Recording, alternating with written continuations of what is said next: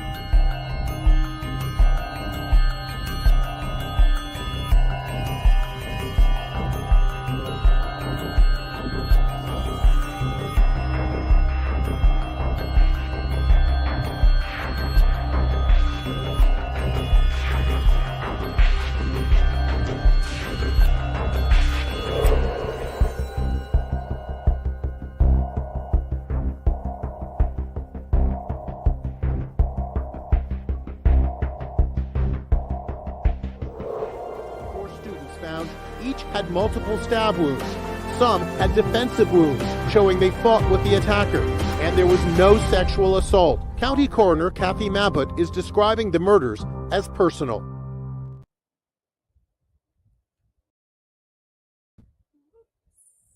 And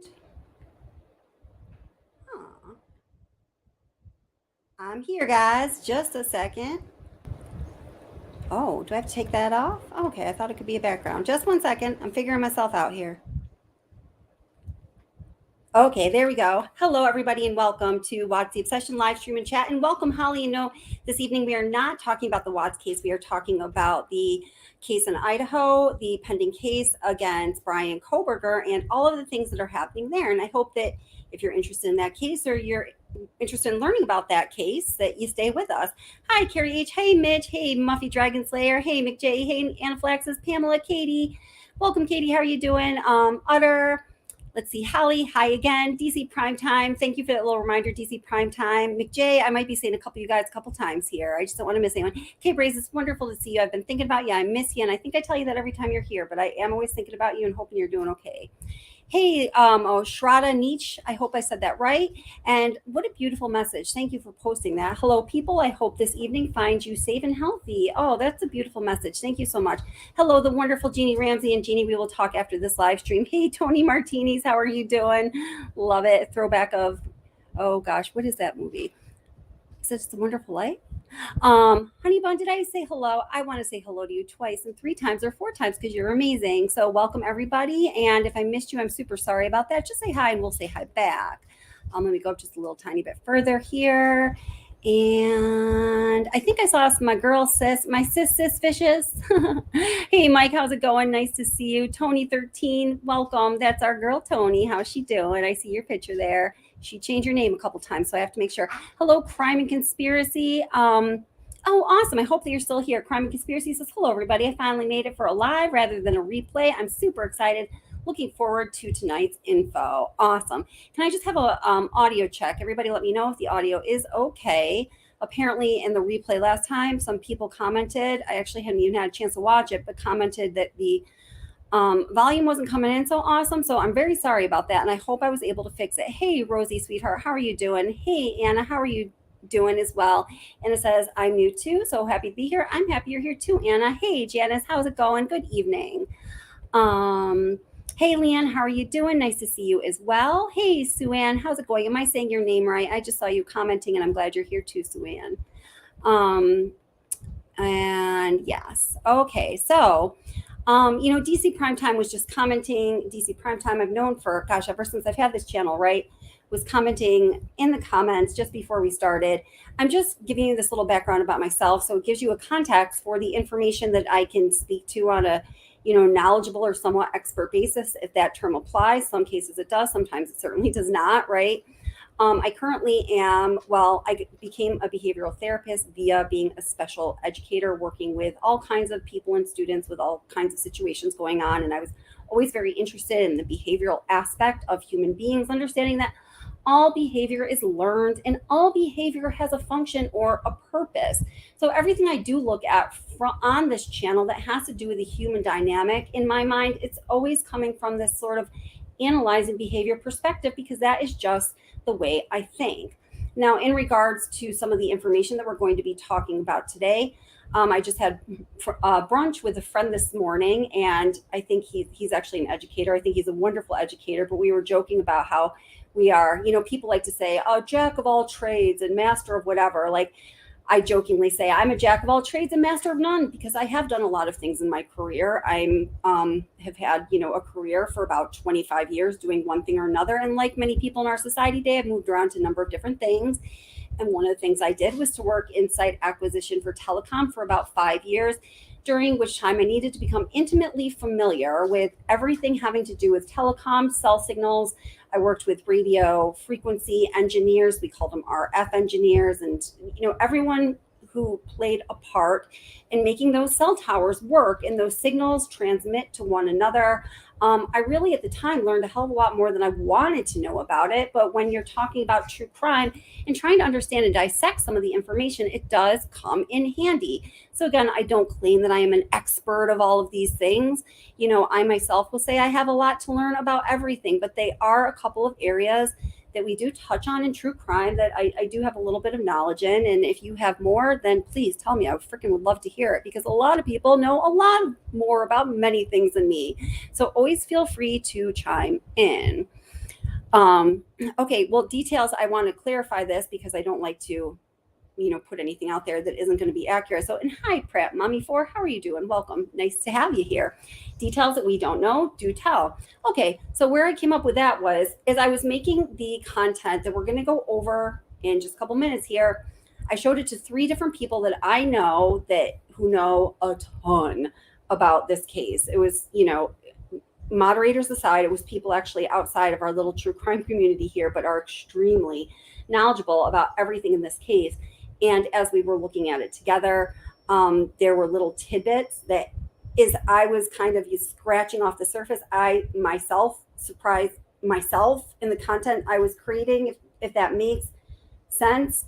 Because when you stop to really read things and think about them and think about what they mean, we all know that is a extremely lengthy probable cause affidavit, and I'm talking about the probable cause affidavit towards the arrest of Bryan Kohberger. It's more robust than one I can think of that I've seen lately that I read all the way through. And again, some of you might know more about that than me, and please chime in and do tell. Or maybe you know less, but still chime in, do tell. You don't have to be an expert to chime in, right?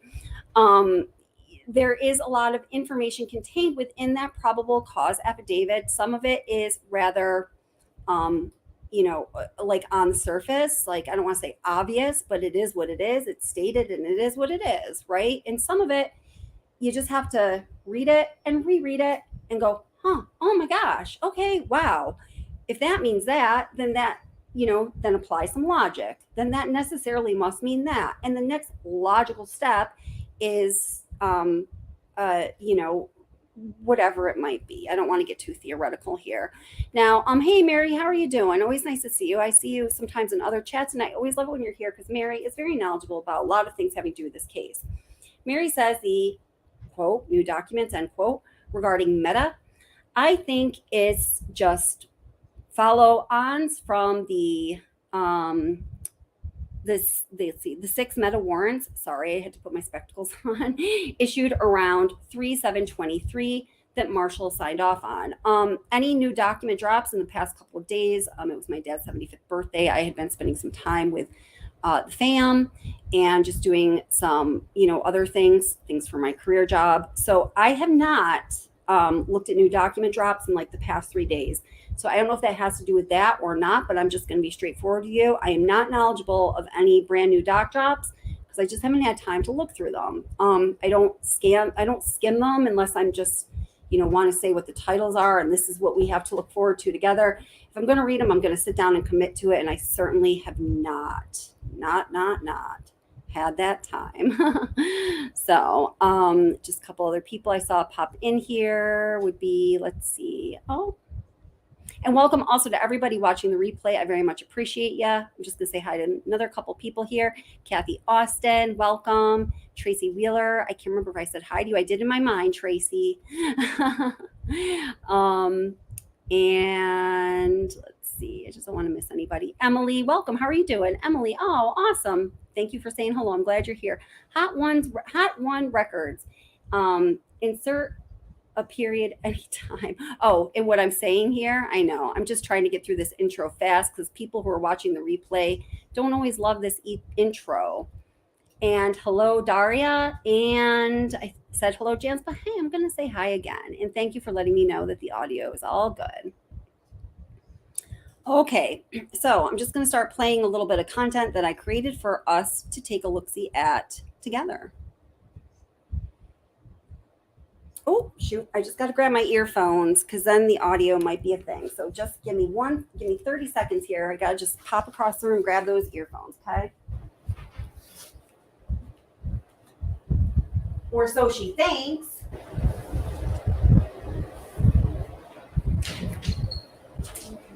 Hey, honey, I'm doing a live stream, okay? Okay, here they are.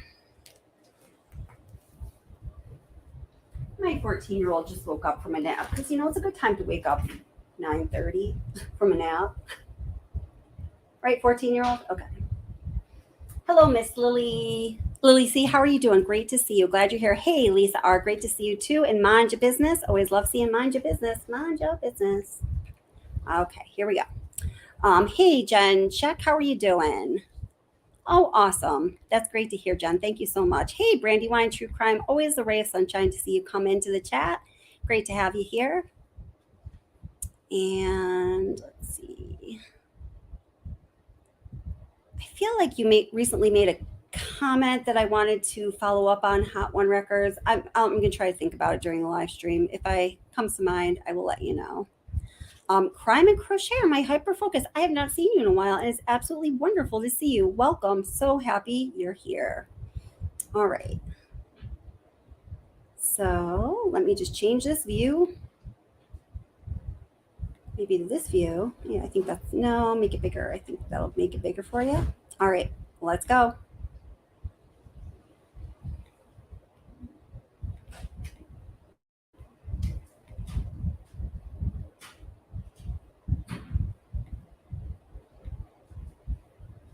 This is Kelly from Watch the Obsession. Thanks for taking time to watch this video. Today we are going to talk about Bryan Kohbergers' phone look. What various days, in the probable cause affidavit, it is disclosed to us that on 12 occasions at that time at least, the authorities knew that Bryan Kohberger was right near the 1122 King Road residence where victims Madison Mogan, Kelly Gonsalves, Xana Kernodle, and Ethan Chapin were residing on that evening.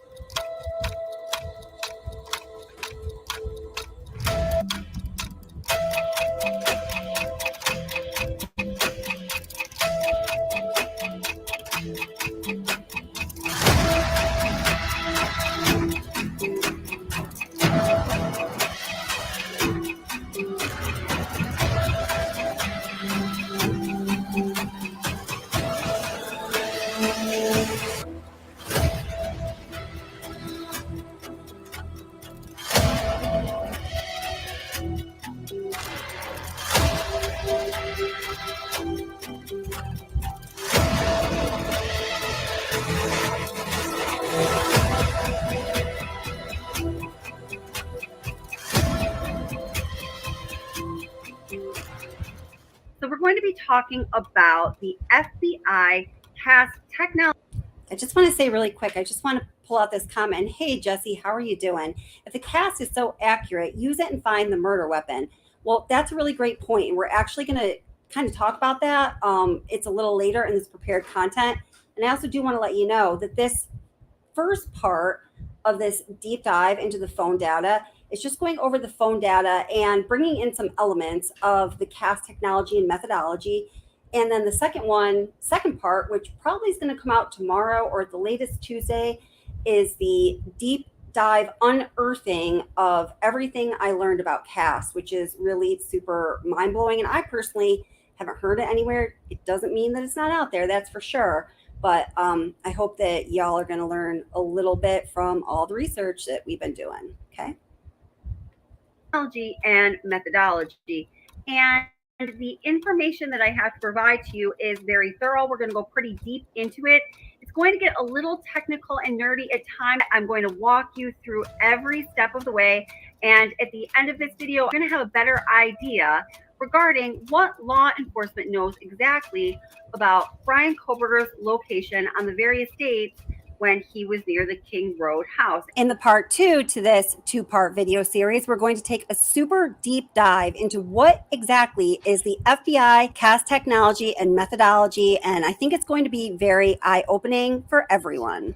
I don't know if you could see there, that's a little cut in the video. I had to do a little edit and put that in there because I was trying to do these 2 parts in one video, and I just found so much crazy information, and I gotta kind of direct sort of insider connection. I'll explain that during the next video. I don't want to blow it up bigger than it is though, and it just became a whopperola of information, so I had to separate it into 2.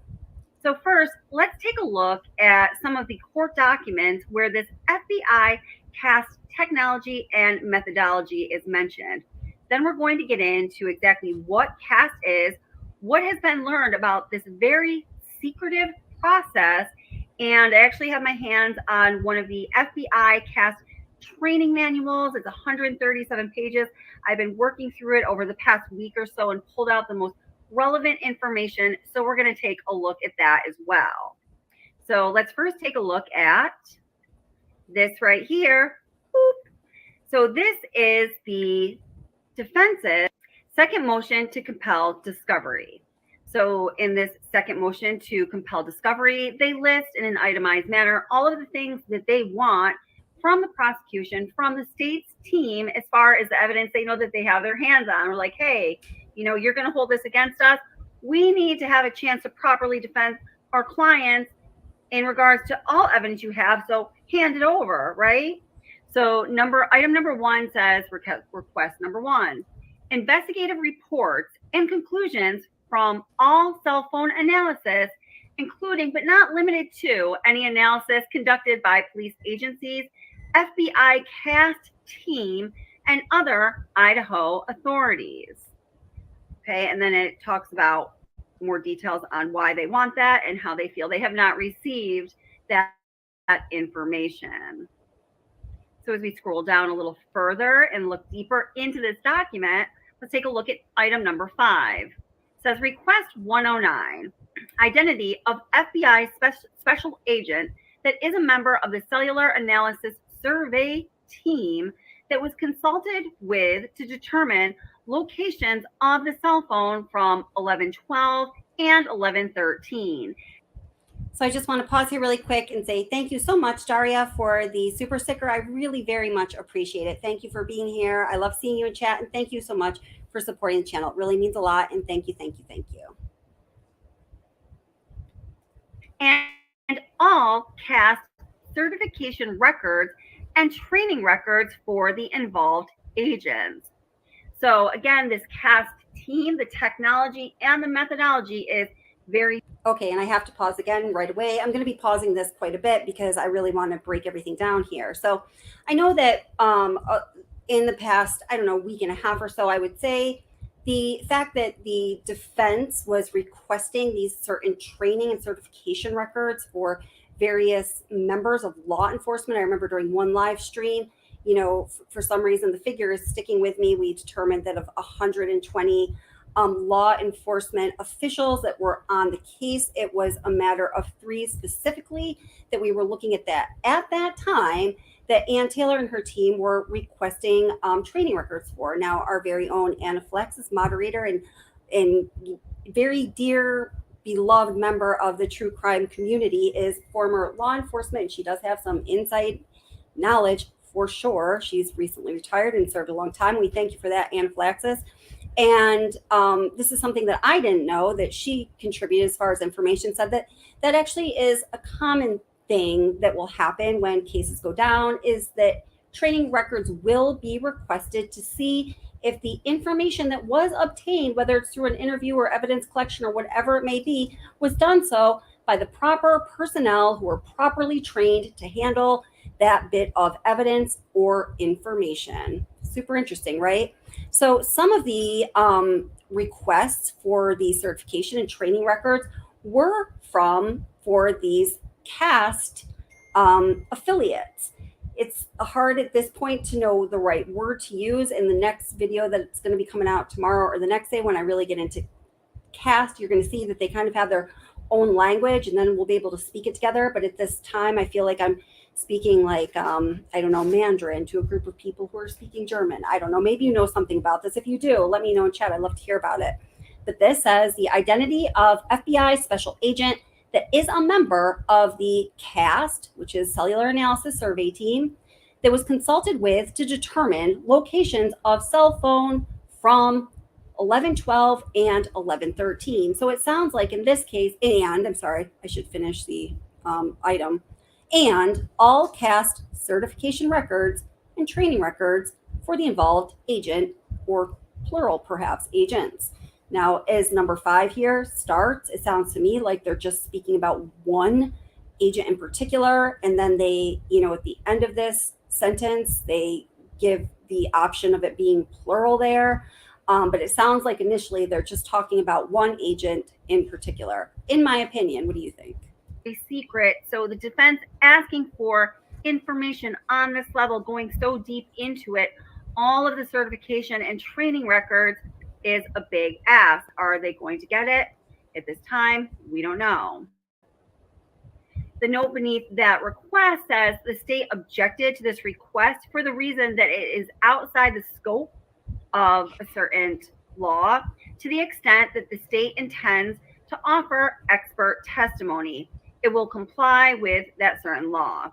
Mr. Kohberger disagrees with this information, was largely relied upon in various warrants, including the arrest warrant.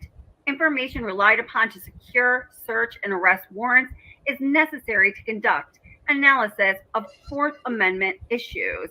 Further, the entirety of information could include materials required under Brady. Idaho Criminal Rule 16 covers broader area than the evidentiary rules of admissibility.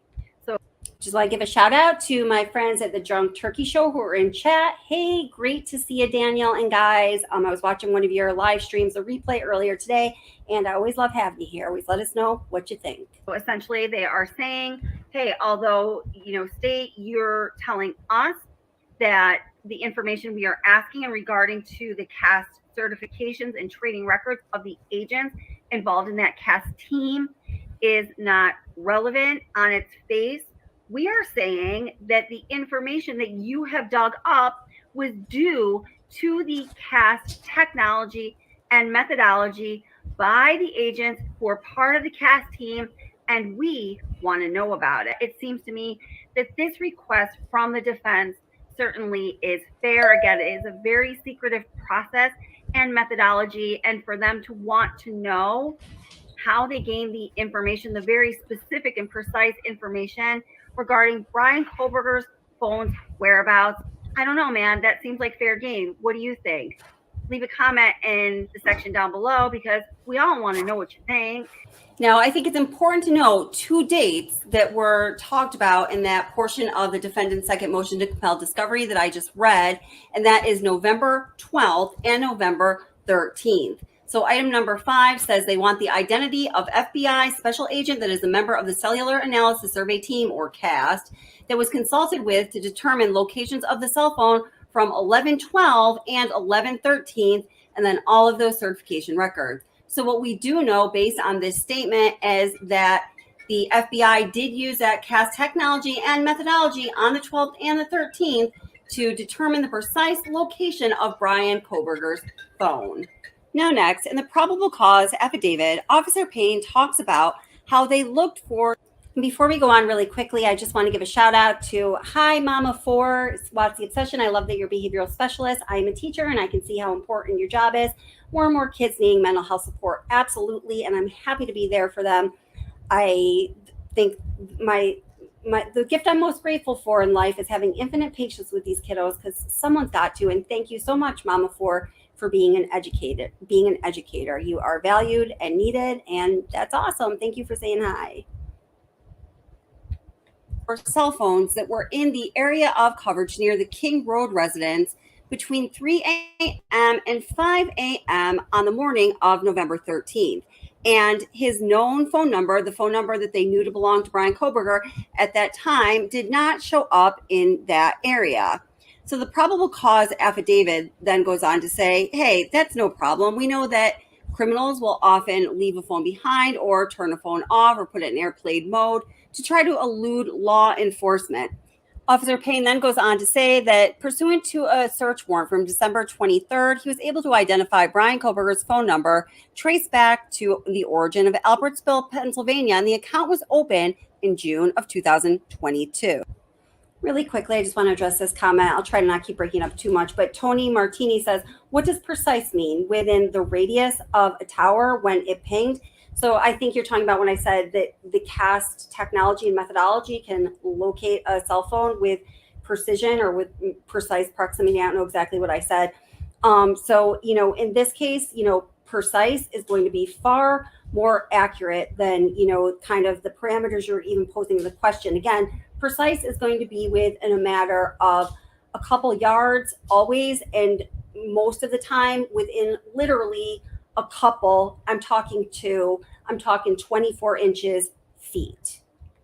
So these records also include historical cell location information, also known as CSLI, for that phone number. After receiving this information, I consulted with an FBI special agent that is certified as a member of the CAST team. Members of CAST are certified with the FBI to provide expert testimony in the field of historical CSLI and are required to pass extensive training that includes both written and practical examinations prior to being certified with CAST, as well as the completion of yearly certification requirements. Okay, so hi Gina, how are you doing? Said Kelly, can you please explain FBI CAST? I was just saying in the very beginning here, I'll say it again for anybody that's just tuning in. Initially, I was going to do one big video, one big piece of content that was going to explain taking us right through the path that Kohberger drove via the words of the probable cause affidavit and any information that we can, add to that to make a reasonable person conclusion, right? And also talk about what CAST is and really dive into that. But it is such a major topic. The second part of this tiny video series, meaning 2 videos, is going to come out tomorrow or the following day. That's really going to go very deep into what CAST is.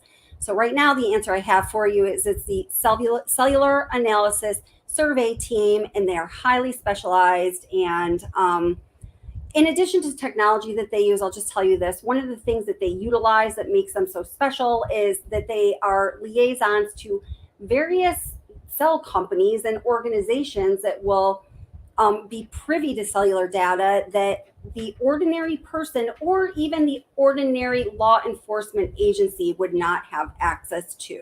So it's a combination of methodology, relationships, and literal technology. I hope that's a good enough answer for now. And then watch for that video. It'll drop tomorrow or the next day, within 48 hours. Additionally, the FBI CAST special agent that I consulted with has over 15 years of federal law enforcement experience, which includes 6 years with the FBI. From the information provided by CAST, I was able to determine estimated locations for Kohberger's number from November 12th to November 13th, the time period authorized by the court. And that was, just at that time, the time upon which they were trying to obtain the probable cause warrant. And hey, Miss Lily C, if you're talking about that manual, that 137-page manual, and that is available out there, by the way. That wasn't one of my kind of exclusive digs that I got on this. I didn't come across it till I was researching it for a little bit, but it's totally out there. It's 137 pages. It's from 2019. I read every single word, probably twice, many of the words 4 times of that manual. And when you really parse it, the information is truly incredible. So it goes on to say, on November 13th at approximately 2:42 a.m., Bryan Kohbergers' phone number was utilizing cellular resources that provided coverage to redacted, and that's just going to be a cell tower location, guys. Hereafter, Kohberg residence.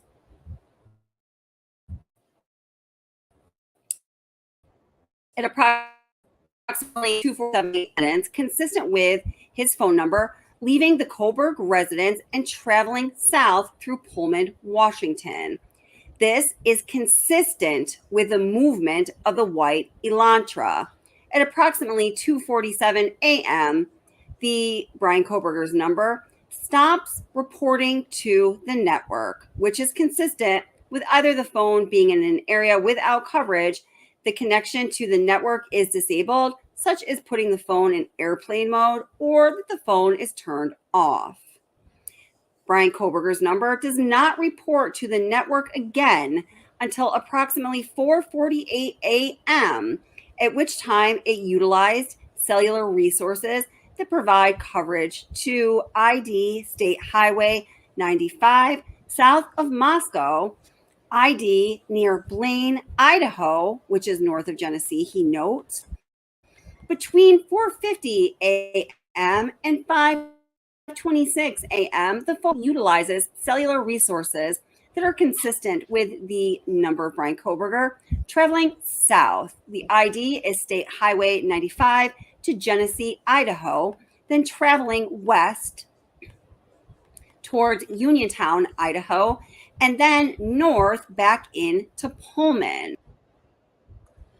Okay, really quick. And hey, Randy, I give you a shout out in the beginning because I said, hey, best true crime buddies. And I said in parentheses, no, Randy, not that buddy, before the stream even started. So, hey, Randy. So, Randy says the prosecution has 2 major problems. Number 1, no DNA in his car. I think that's a problem, too. Now, we have addressed it on this channel before, and we had who was Honeybun's uncle, who is a former detective, respond to that question for us. And I'll go into that a little bit later if you want me to.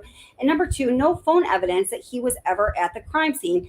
That's huge for the state to overcome. Well, Randy, I just ask that this live stream will probably be about another hour because I do have to go to work tomorrow, but I do just ask that you stay with us during this live stream because I am going to address that question. So I don't want to get premature and jump on it right now.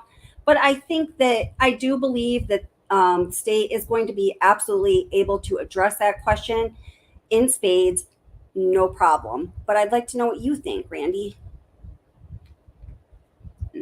So guys, that right there is in part it is how they determined the convoluted route that Bryan Kohberger allegedly took home from Moscow, Idaho to Pullman, Washington. It should also be noted that this route home from Moscow to Pullman that took about 45 minutes would typically take 10 to 15 minutes if you took the most direct transit route available. So obviously there was a reason for Bryan Kohberger, allegedly, to take this long route home rather than the far more direct way that would take at least half an hour less time to travel. At approximately 5:30 a.m., Bryan Kohberger's number is utilizing resources that provide coverage to Pullman, Washington, and consistent with the phone traveling back to Kohberger's residence. And then it says Kohberger's number movements are consistent with the movements of the white Elantra that is observed traveling north on Stadium Drive at approximately 5:27 a.m. And of course, that observation was made by security camera footage. Based on a review of Bryan Kohberger's phone number, estimated locations, and travel his phone number's phone travel is consistent with that of the white Hyundai Elantra. Further review indicated that Kohbergers' number utilized cellular resources on November 13th, 2022, consistent with leaving the area of Kohbergers' residence at approximately 9 a.m.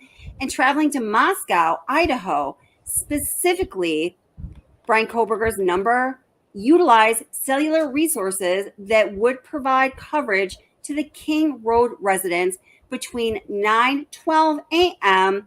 and 9:21 a.m.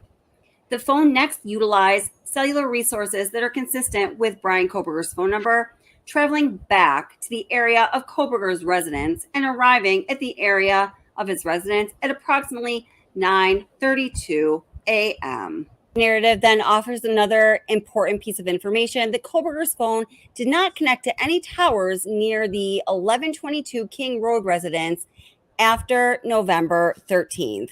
And I should specify within that 6-month range of time that, it's set up until present time. So it was at the time, at least, that the probable cause affidavit was authored. Nothing, nada, nothing at all.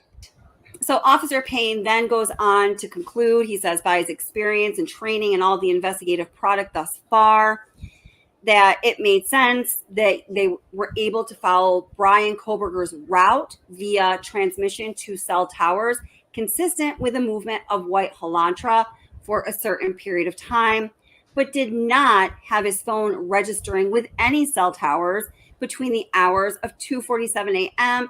and 4:48 a.m. because that's consistent with his phone either being turned off or put into airplane mode. And his conclusion in the affidavit was Kohbergers attempting to conceal his location during the quadruple homicide that occurred at the King Road residence.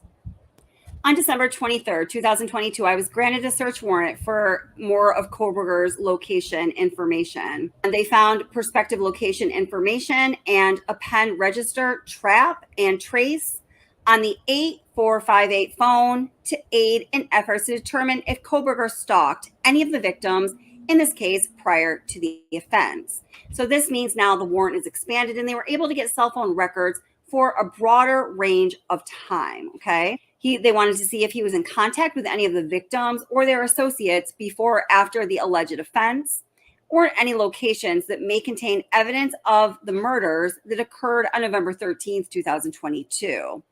And also, is it consistent with the location of the white Hyundai Elantra? So he then goes on to say, on December 23rd, pursuant to the search warrant, I received those historical records for Bryan Kohbergers' phone number for the account that was opened in June of 2022. After consulting with CAS, I was able to determine estimated locations for Kohbergers' phone number from June 2022 to the present time.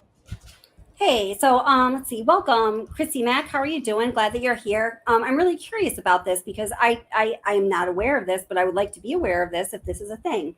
So Chrissy Mack comments saying one of the cellular CAS communications showed that his phone was supposedly, because everything is allegedly, right, by 1122 King Road, when that phone was actually in Pullman, Washington. That shows that not all CAS info is totally accurate. Well, I certainly think you would be right if that is true. Can you please tell me where you obtained this information? Or if anybody else had heard that, please let me know, because that's something I have not heard. The time period authorized by the court. The records for the Bryan Kohbergers' phone number showed that phone utilizing cellular resources that provide coverage to the areas of 1122 King Road on at least 12 occasions prior to November 13th. All of these occasions, except for one, occurred in the late evening and early morning hours on their respective days. One of these occasions on August, I just want to pause that quickly because that is a question that comes up a lot just when we are talking about this case. Do they know of those 12 pings that when I posted a video earlier, somebody corrected me, and who was that? I can't find it here. Saying, it wasn't overall time, or I'm sorry, it wasn't 12 times simply prior to the day of the tragedy. It was within that 6-month period from which they were able to request those records. Touche, I pinned that comment because that person was right and I was not as accurate as that person was in describing things. However, people ask, of those 12 times that we were aware that he pinged near the 1122 residence, do we know the time of day? So here it says that it was, let's see, what are these specific words that are used? Let me just go back a couple seconds because I said it here. 12 occasions prior to November 13th. All of these occasions, except for one, occurred in the late evening and early morning hours on their respective days. Okay, so late evening to early morning hours. So that could be a rather subjective statement. So what exactly does the author of the PCA mean by that? Well, if we go ahead and read the beginning of the next paragraph, it said, one of these occasions, August 21st, the phone number utilized cellular resources providing coverage to the King Road residents from approximately 10:34 p.m. to 11:35 p.m. So that instance was included in his characterization of late evening to early morning hours. So based on putting these pieces of information together, I'm able to deduce that when he says late evening, he must mean around that 10 p.m., 11 p.m. hour. See how we're using logic to figure it all out? Not that you guys don't do that anyway. See how I'm using logic in a certain way to figure things out? That's what I should say, because you guys all do that really well. One of these occasions, on August 21st, 2022, his number utilized cellular resources providing coverage to the King Road residents from approximately 11:34 p.m. to 11:35 p.m. At approximately 11:37 p.m., Kohberger was stopped by Latah County Sheriff's Deputy Corporal Duke, as mentioned above. His phone number was utilizing cellular resources. Wait a minute. Now, if you're a little bit checked out, because this is a lot of reading the PCA, I get it. It's hard for me to watch a video or a live stream where someone is doing exactly what I'm doing to you right now and reading all this PCA. Tune in though, because there's some important booms coming up. This is consistent with the location of the traffic stop during this time frame, and that is on Farm Road and Pullman Highway. So that basically, guys, verifies that Kohberger was with his phone, the phone that they had identified as being used by the cellular resources by the King Road residents, when he was stopped at that traffic stop. So now they are putting Kohberger physically with his phone. Do you see the strength of this evidence? Okay, so you catch that? So, and I'm just going to go back not even a minute, just so you can see how this is all put together.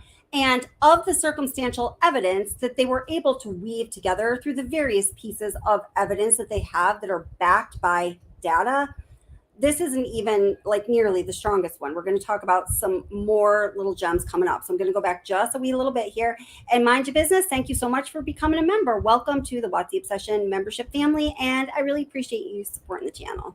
Of the traffic stop during this time frame. I'll go back. And that is on Farm. There we go. Stopped by Latah County Sheriff's Deputy Corporal Duke, as mentioned above. His phone number was utilizing cellular resources consistent with the location of the traffic stop during this time frame, and that is on Farm Road and Pullman Highway. So that basically, guys, okay, so here's the zinger. Verifies that Kohberger was with his phone, the phone that they had identified as being used by the cellular resources by the King Road residents, when he was stopped at that traffic stop. So now they are putting Kohberger physically with his phone. Do you see the strength of this evidence? And they are putting Kohberger physically with his phone, physically with his car. That means his phone is physically within his car, and all of these entities, Kohberger, the phone, and the car, are traveling together. Okay, I think in my mind, this is one of the big pillars upon which the defense is going to be presenting their theory. It's going to be these places where the data interacts, so you can create these, these solid foundational, points of information that one can rely on, and it's going to be gosh darn hard to poke a hole in. Now, Brandon, welcome. Brandon, how are you doing? So glad you're here. Brandon Robinson asked, is circumstantial evidence able to convict someone? All I have to say about that, my friend, and what a terrific question that is Alec Murdoch.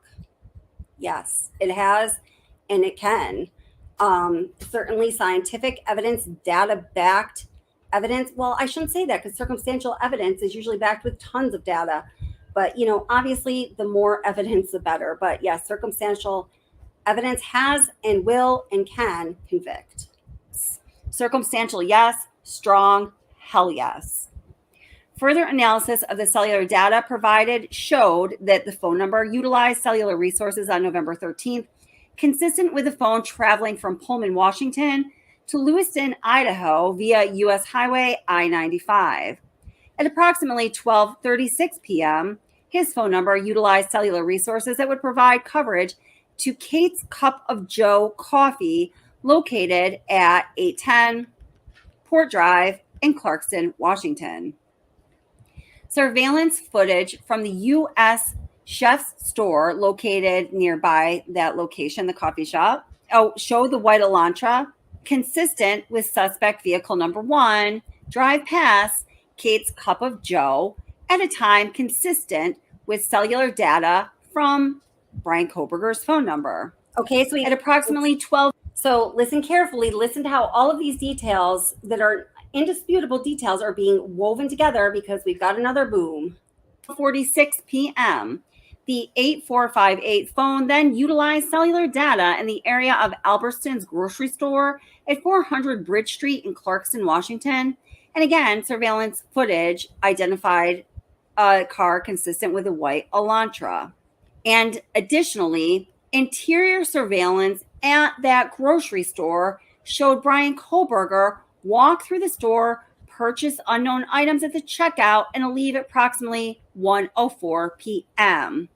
And then there is a map that depicts Kohberger's possible path of travel right here and in the probable cause affidavit.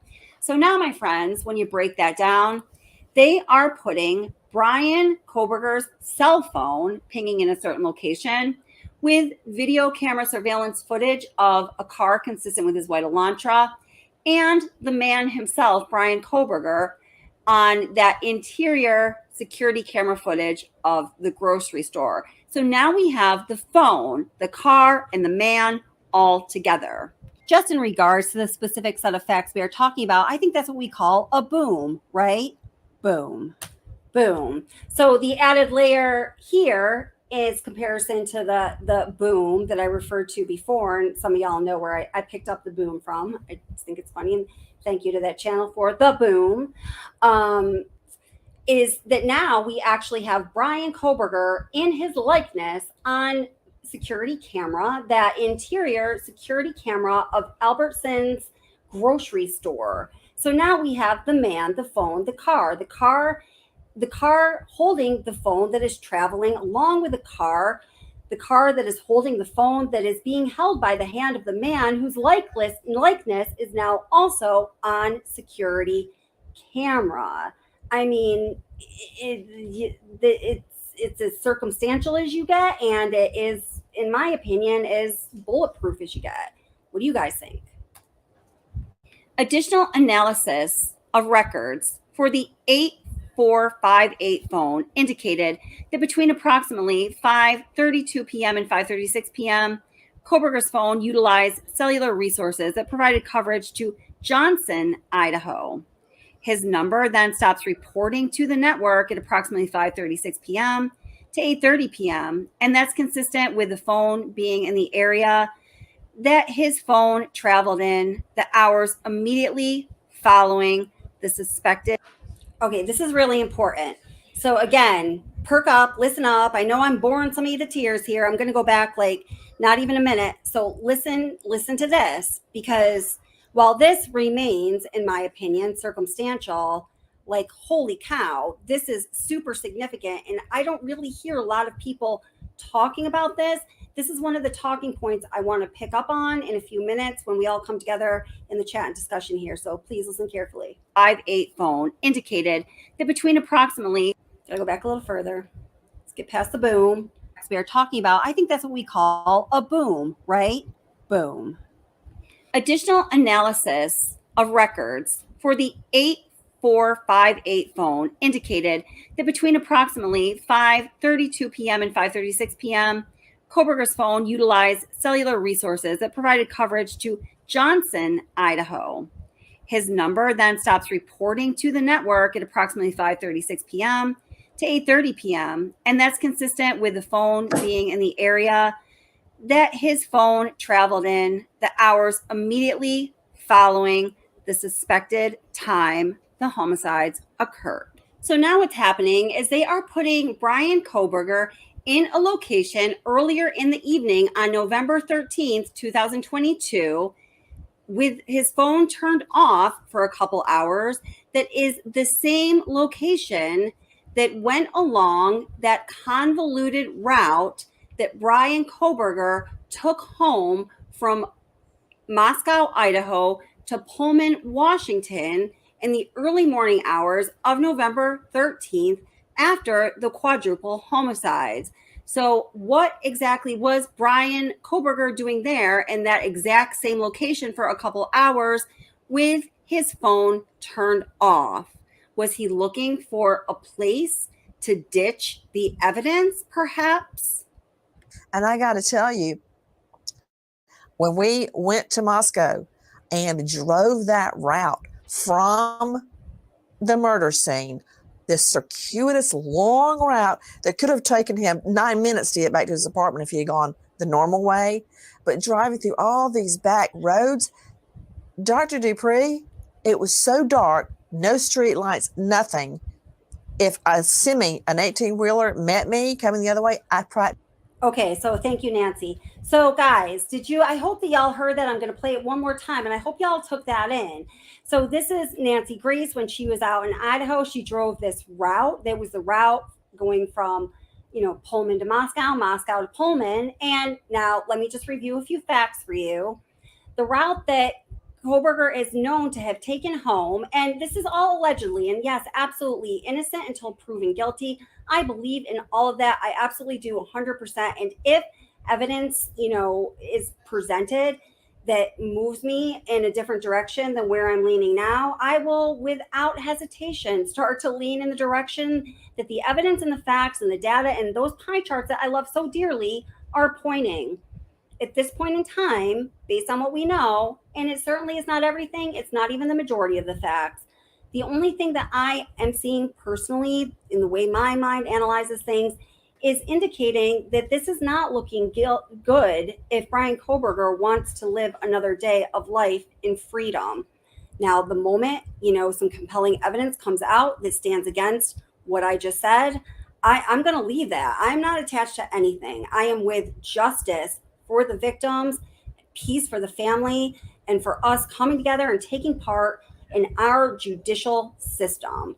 Because, as Benjamin Franklin said, it is only when those who are unaffected are as passionate about the justice system as those who are affected does it really work. And I paraphrase there. You've heard me give that quote out before. It's something like that. So he took a route home, Kohberger. Home from Moscow to Pullman. And I feel pretty firm in saying this based on the amount of digital forensics that we have. And hey, Richie, thank you so much for becoming a member. I just don't want to forget that. Thank you so much. I appreciate it. Thanks for being part of the family and for supporting. It took him over 45 minutes to get home from Moscow to Pullman, Washington, going this convoluted route that he took. It's like a 45-minute drive time. Now, what I had said earlier in this video is if he went the way you would normally go, if you're just trying to get around from point A to B in life, it would have taken him 10 to 12 minutes to get from Moscow to Pullman. Nancy Grace says 9 minutes. So I was being even a little more generous. Nevertheless, however you slice that up, the way that he chose to go home in the wee early morning hours when it is pitch black, so dark as Nancy is showing us, he chose to go a route that would tack on an extra half an hour. Why the actual F would you do that? I mean, why the actual F would you do that? There really, truly is no reason. So, Nancy Grace is showing us, hey guys, when I was out in Idaho, I drove that path, and look at how like dark and desolate it is. If an 18-wheeler came towards me with the lights on, I would have to stop because it blinded me. Y'all know what that feeling is like if you drive a car, right? So now I just feel that this is a part of the probable cause affidavit that people have kind of brushed over, because I think a lot of us are looking for the details and the facts that are, pointing right at the moments of, when the tragedy occurred. But if you're looking at this contextually, if you're looking at the whole picture, we know that earlier in the evening, Bryan Kohbergers' phone was located at that area where he traveled through, and that convoluted route home that was the total nonsensical way to go, at around 5:35 p.m. And then voila, from 5:36 p.m. to 8:30 p.m., his phone stopped pinging. His phone, we're going to see as this evidence unfolds, that his phone was not turned off. It was not on airplane mode frequently at all, in large chunks, except for the time when, right around when this horrific tragedy occurred, and God rest their souls, Kelly, Maddie, Ethan, and Xana, and I hope their families find peace. My gosh, I can't even. And then, other chunks of time around this crime when one could logically surmise suspicious things were happening, like this 5:36 p.m. to 8:30 p.m. earlier in the evening, when this crime happened. So it's just, I don't know, it's just really incredible. So again, let's just take a look at how dark this is. I just love my Nancy. We just want to hear Nancy again. DC, you with me? But driving through all these back roads, Dr. Dupree, it was so dark, no street lights, nothing. If an 18-wheeler met me coming the other way, I practically had to stop the car at night. It was that dark. This is Kelly from What's the Obsession. All right, so there we go. So that was, and for those of you, if you're watching the replay and you just want to see all that played straight through in shorter form, I did put out this video. It's 21 minutes earlier this evening, so it's just going to play through straight without any conversation or anything like that. Just the facts, because as DC Primetime says, facts are important. Hell yeah. And y'all are here for the digital forensic analysis, you nerds. Facts do matter. Heck yeah, they do. Make sure that you vote. I put a poll up and it asks which evidence type is stronger. Is it DNA or is it digital forensics? Do I see Validation Boy in his house? Welcome, Validation Boy. I haven't seen you in a while. Nice to see ya. So you know what I'm going to do? I am going to just...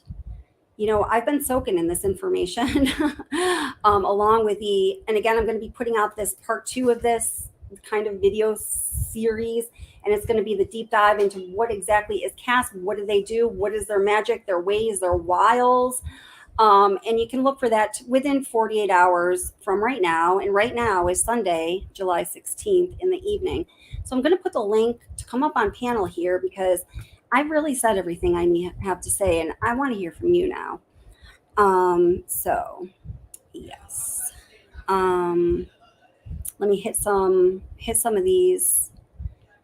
Hey, Cindy, how are you doing? Some of these comments. Well, I'm seeing if anyone would like to come up. Difference is direct DNA evidence, saliva on, I'm not sure what you're talking about here, so I'm picking up mid-convo, but let's see what you have to say. Saliva on that pizza box guy arrested yesterday, thus far only touch DNA, big difference. I would feel sure if there was direct in this case. So you're looking for DNA evidence that does not touch DNA. That's what you're saying. Yeah, I mean, if we put DNA evidence, on tiers, touch DNA is not the highest tier as far as strength in the minds of most. I mean, I can only say in the minds of most because I am not even close to being qualified enough to really speak to the validity of various types of DNA evidence, because it takes a mind that is much wiser, smarter, stronger, and all of that than mine. But right, it does seem that way, yeah. who what? Oh, wait. Hey, I think it was JC Marty who set me straight earlier. Is that right, JC Marty? When I said that the phone pinged 12 months prior to when the tragedy occurred, and you told me that it was in that 6-month time frame for which they were able to obtain records. Thank you for doing that. I did pin your comment, and I appreciate that correction. I'm not sure what stop you're talking about there. Let's see. But if I figure it out, I'll come back to that. I'm not trying to get off the question or get off your comment. I'm just didn't have a context for it. Gotcha, Jeannie. So Miss Lily C says, now my question is, did the surveillance camera see anything on him, blood injuries, anything? Because we're talking about almost 1 o'clock in the afternoon the next day. I mean, that is a really good question. I personally have not heard anything more about that camera footage than, really what was just read there in that portion of the affidavit. Let's see. I want to pick up one of Randy's comments there. So Randy says, I see what you're trying to say, Kelly, but I'm looking at it from the side of the defense. Yeah. Randy, you want to come up? I would love to have you come up. I know sometimes you're able to come up, sometimes you're not. Again, I'm going to put the link to the panel in chat. If anyone does want to come up, you're welcome to come up. You don't have to turn your camera on. If anyone's new and you're like a little like, yeah, I don't know if I want to. If you're a little nervous about it or whatever, just send me just let me know you're trying to get my attention in comments. I'll tell you exactly how to come up without your camera on or whatever it is you want.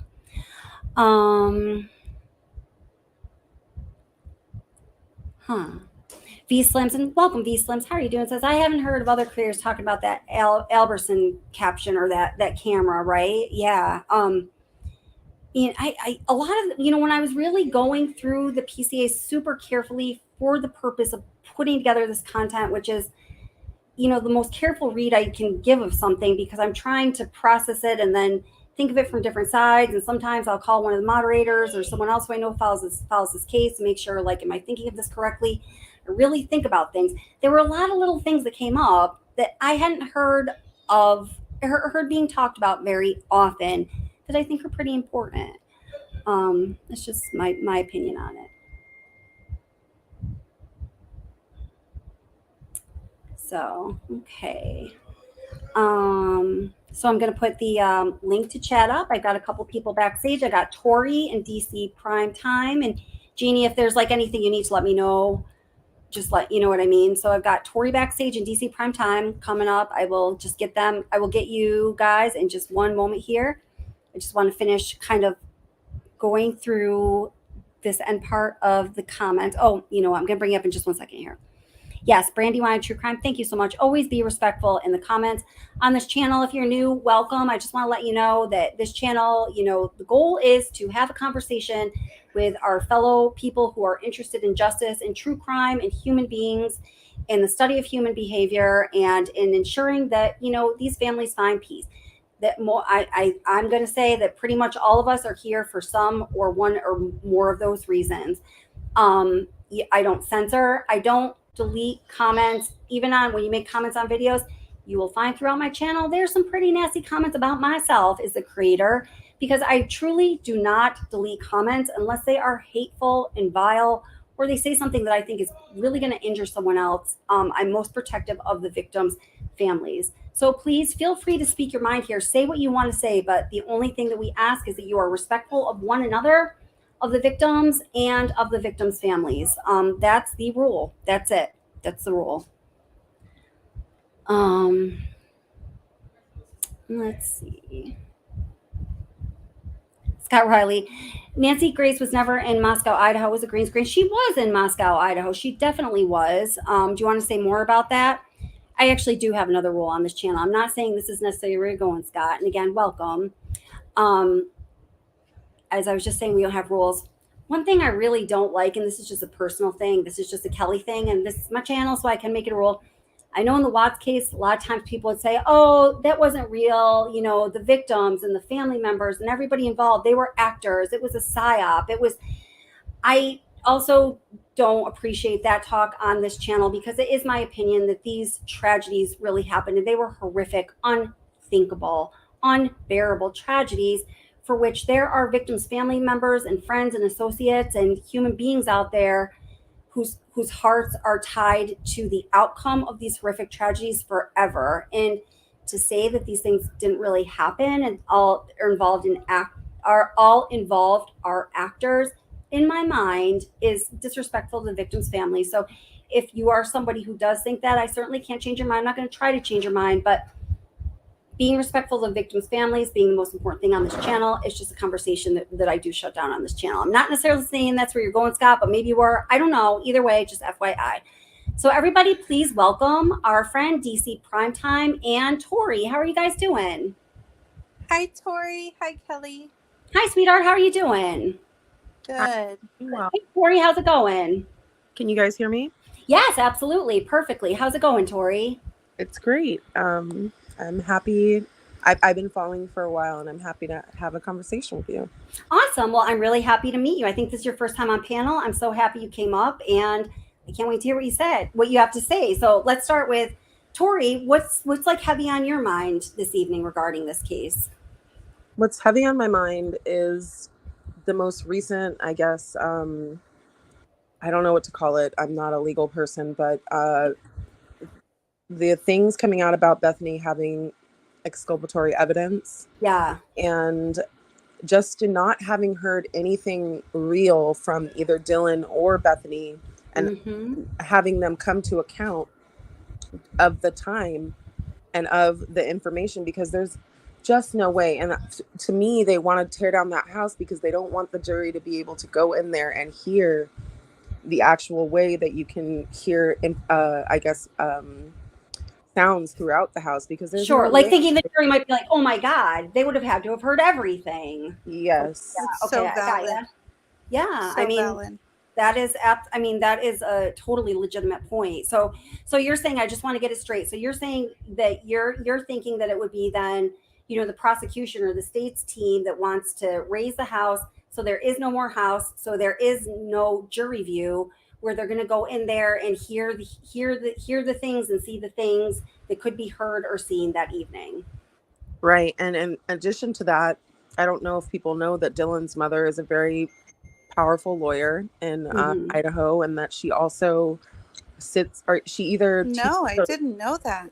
Yeah, she is a lawyer, and she also is a professor at the University of Idaho. So there are some strange things happening, and I think it has to do with power. And I think Well, you could wait, just one quick little fact thing right there, DC. And you might be totally right, Tori, and I'm not in any way saying you're not. I did research both of those angles because I had heard people saying that. I personally, and Tori might be right and I could be wrong here, but due to my research, I'm going to have to pick this up again because it is talked about quite a bit. I didn't find any professional affiliation between Dylan's mother and the university, but I did find that she works in the sector of law. So I just, being a fact-based channel, and again, Tori might have more information than me, but I just need to state that those were my findings personally. Okay. Yeah. I'll definitely look more into it myself, but yeah. Okay. And if you have any sources and you want to send them to me, I would love that. And then I'd be like, guess what, everybody? Tori's right. Here it is. I'm looking into a million things. Maybe I just need to look deeper. So please don't take that personally because you might be right. Yeah. So go ahead, DC. I can put your email in the back chat for Tori. Awesome. Yeah, thank you. Please. So what do you think about that, Miss DC? I have a lot of thoughts about that, actually.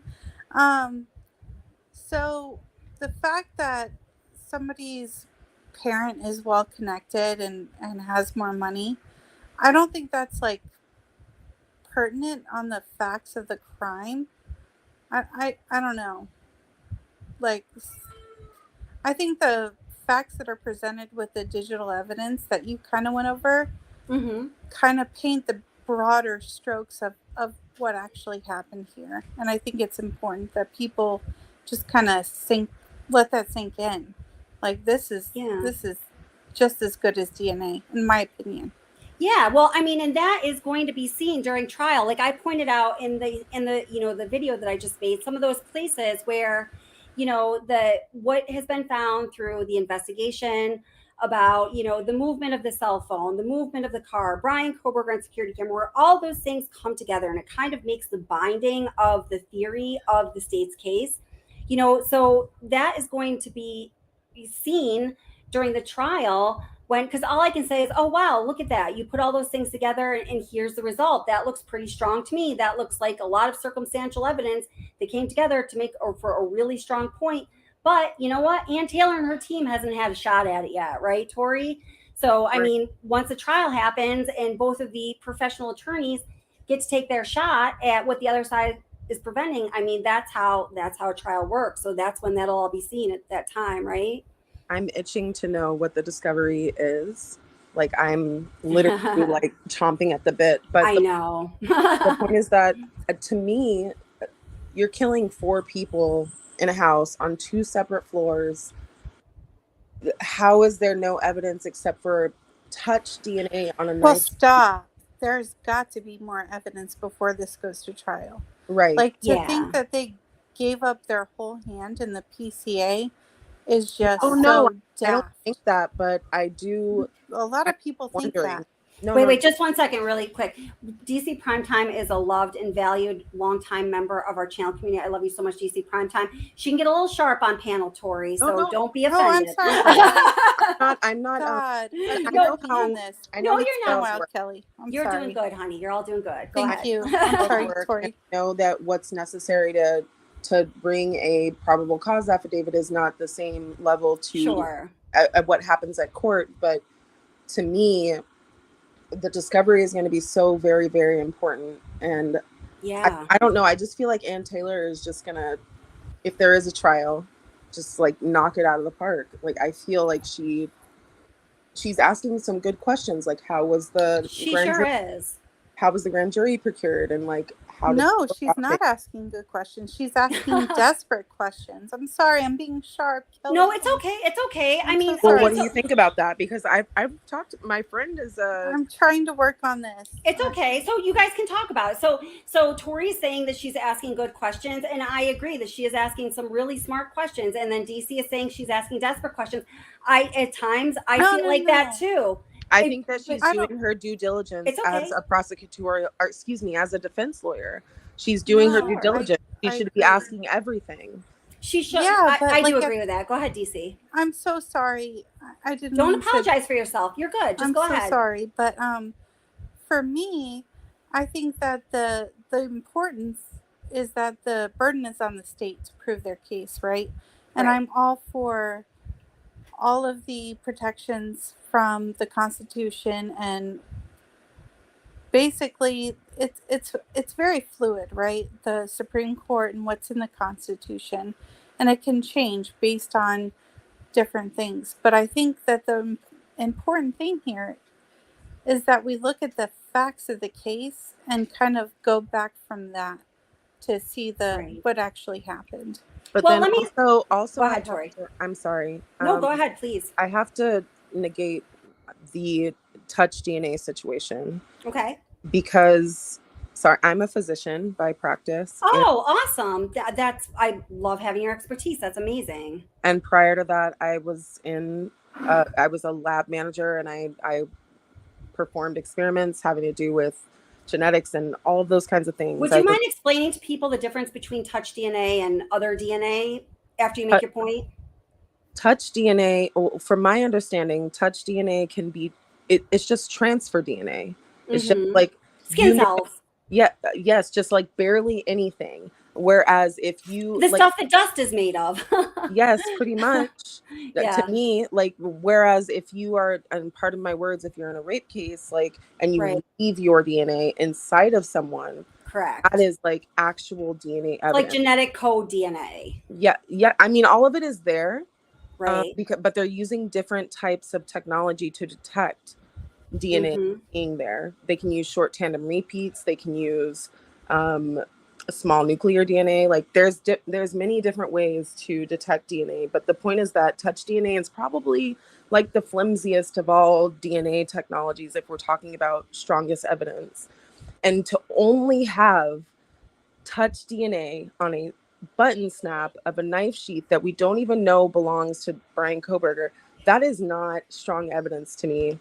And that it's crazy that they're trying. I mean, if that is, I know that that was the strongest evidence given in the PCA besides the forensic, the digital forensics, Mm-hmm. which The are digital very, forensics, which are strongly Yeah. important. and Well, valuable. let me ask Tori really quick, because I it's like it's so cool, and DC's expert in her own right, but I was just saying, like, I'm not expert in any way about DNA.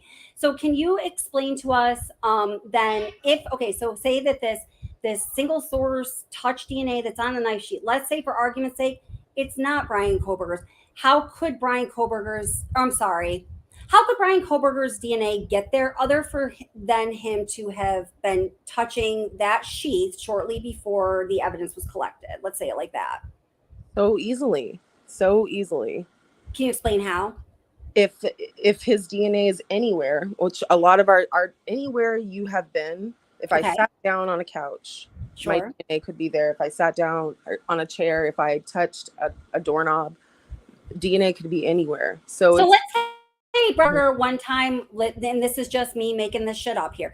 Bryan Kohberger one time was at the house, and yes, he, Kaylee or someone else, was like, "Hey, let's go outside to walk Murphy. That would be great." And she's holding the leash, and then he holds the leash, and then yep, she goes back into her bedroom, but he held the leash, and then she held the leash, so she could then be carrying his touch DNA on her hand. correct. And to Okay. me, another thing that's crazy, and again, this may come out in discovery.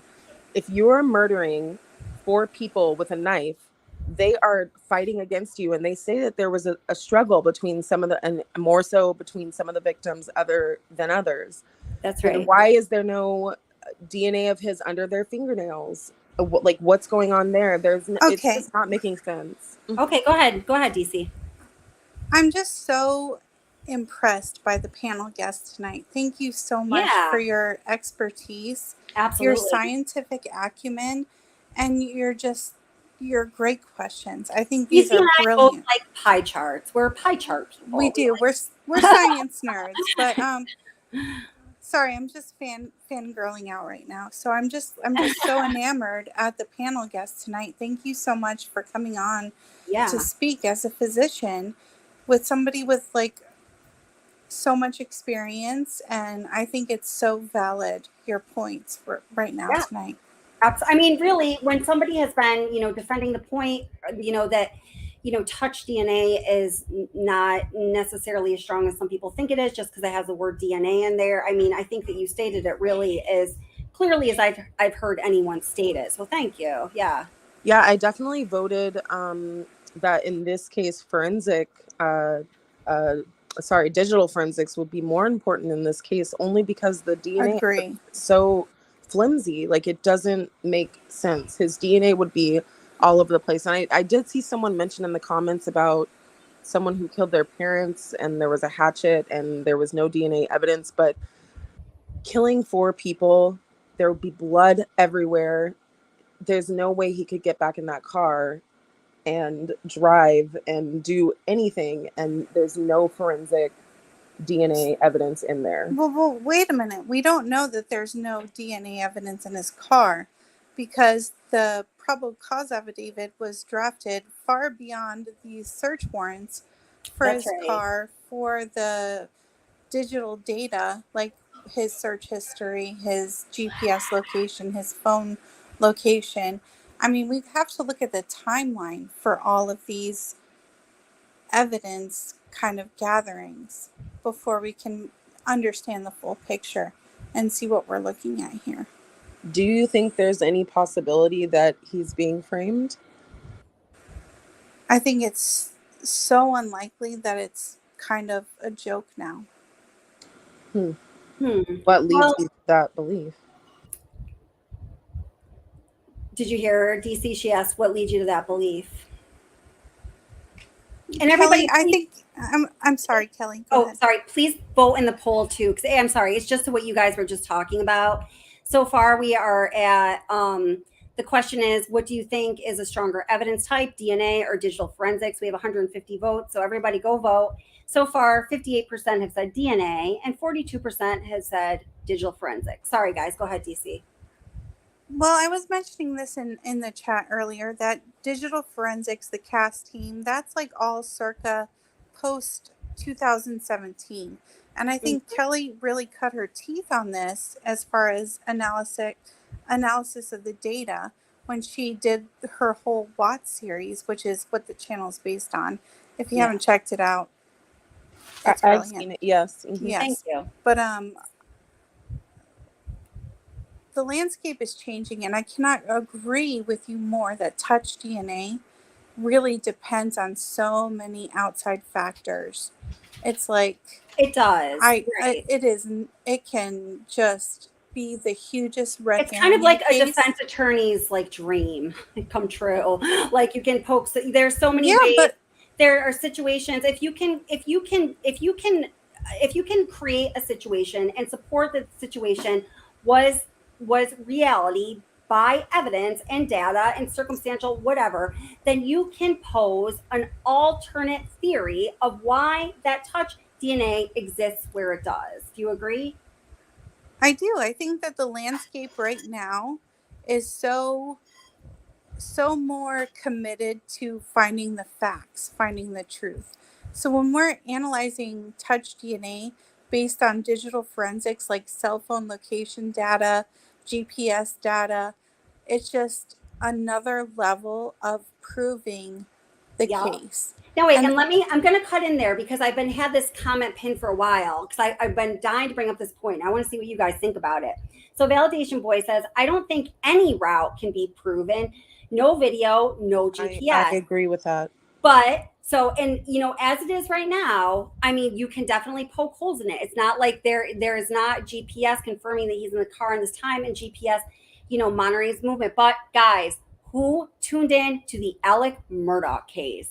I definitely did, but that was so obvious. The amount of evidence that they got, I can't remember what it's called, but they got from his like car's black box, so to speak. I was watching another channel the other day, it's and not I only know the phones, it's like the cars too, Kelly. Yeah, I know who it was. It was T-Rev's channel, and a guest came up, and they were saying that, and I was like, as this person was explaining, I was on my computer following their stated research, and I found the same thing that they did. That it is very, very extremely likely. I want to say that this is the case, but I haven't followed up with any further research after that because I fell asleep. That the model of car that Bryan Kohberger was driving had the technology in it to track the movements of the car, meaning when it was put in park, how fast it was going at this time, when you shifted gears, whatever the case may be, very similar to that of Alec Murdaugh's car. And that evidence was absolutely compelling. So solid. His model of car apparently has that technological capability in it. So just imagine if that is like that part of that sealed evidence that nobody knows jack squat about is all of those intricate movements and mechanisms of Bryan Kohberger's car. I mean, that could be out of the ballpark or, big time foul evidence, depending on, what the evidence shows. I think that really could make or break this case if that does exist. Yeah, I agree. Bravo, Kelly. I mean, that's going to make or break the case. Or if they have some random Snapchat video of... Right. I mean, of what? The digital footprints that we put just a sec, Tori, I'll the get back to you. world each day. It's just incredible, the footprint that you're leaving. And this can all be validated and presented as evidence. And people are definitely more in tune to the digital forensic data that exists in these cases post 2020. It's like a brave new world here, Kelly. Okay, you're right. That is. Now, Brian Hoffman, Brian Hoffman is in chat, and he said he looked this up a while ago, and he said it will record for 30 seconds if the airbag is activated. That is it. So what I had found just on my very surface research was different, Brian, but you might be right. I might be wrong. I don't know, but I'm going to promise you guys that this week I'm going to do a deep dive research on this, given Bryan Kohberger's car and model, and we're going to see what at least what we can determine of the capabilities of his car's so-called like black box recorder, because if that does exist, I mean, it's going to be a thing or not. And thank you very much, Brian, for chiming in there. And then But also, I just wanted to chime in and say about, again, I've only seen this, I have seen it in multiple places. Like, why was the knife sheath and the latent footprint that was in blood, like, why were those things discovered later on the second, I guess, check around of the forensic scene?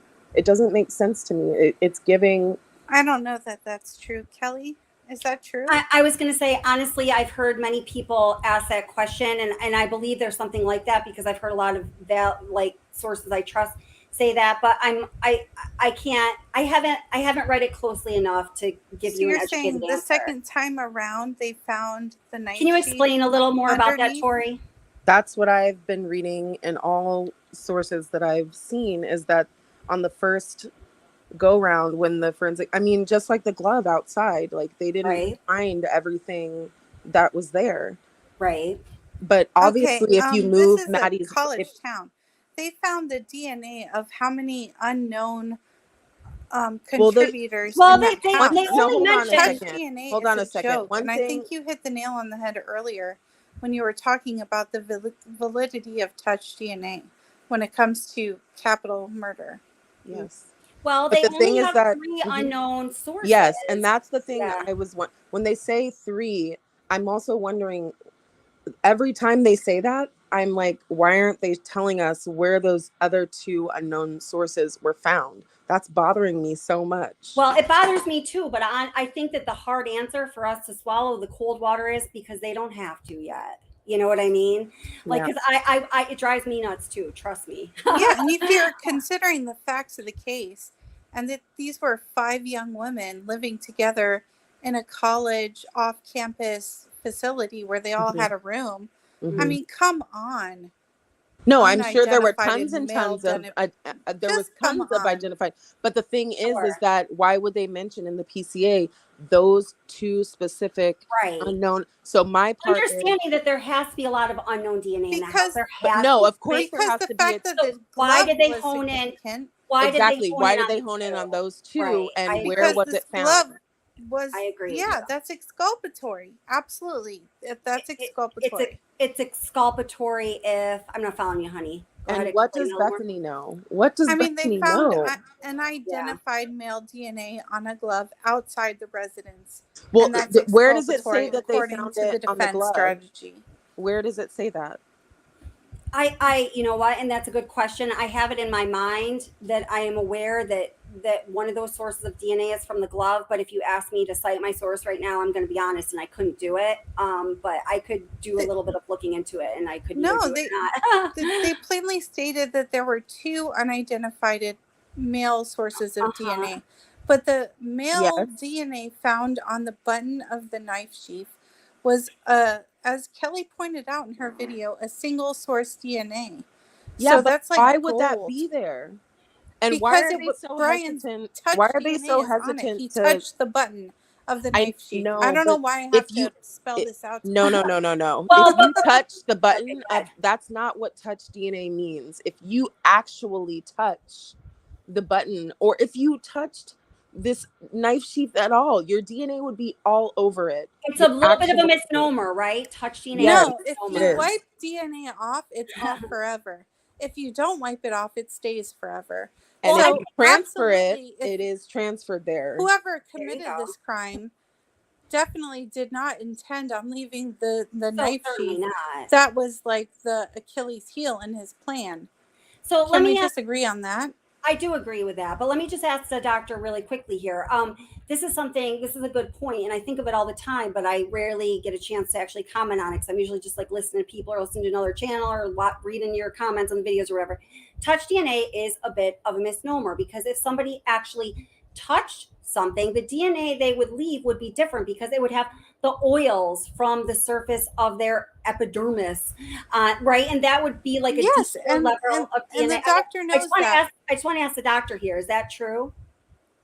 Do you think, Tori? Oh, did we lose her? Where's Tori?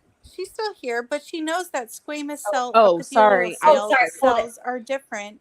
Yes, but the way that you pick up genetic material. let me But hear what she has also- to say, honey. Just one sec. Go ahead. But also it's the way that you're detecting the DNA, and then the technology that they used with the genetic genealogy in order to trace back to Bryan Kohberger. It's very like, and it's also So you're very not speaking from a physician, but from like a civil rights Well, activist. let no, her no, no, finish.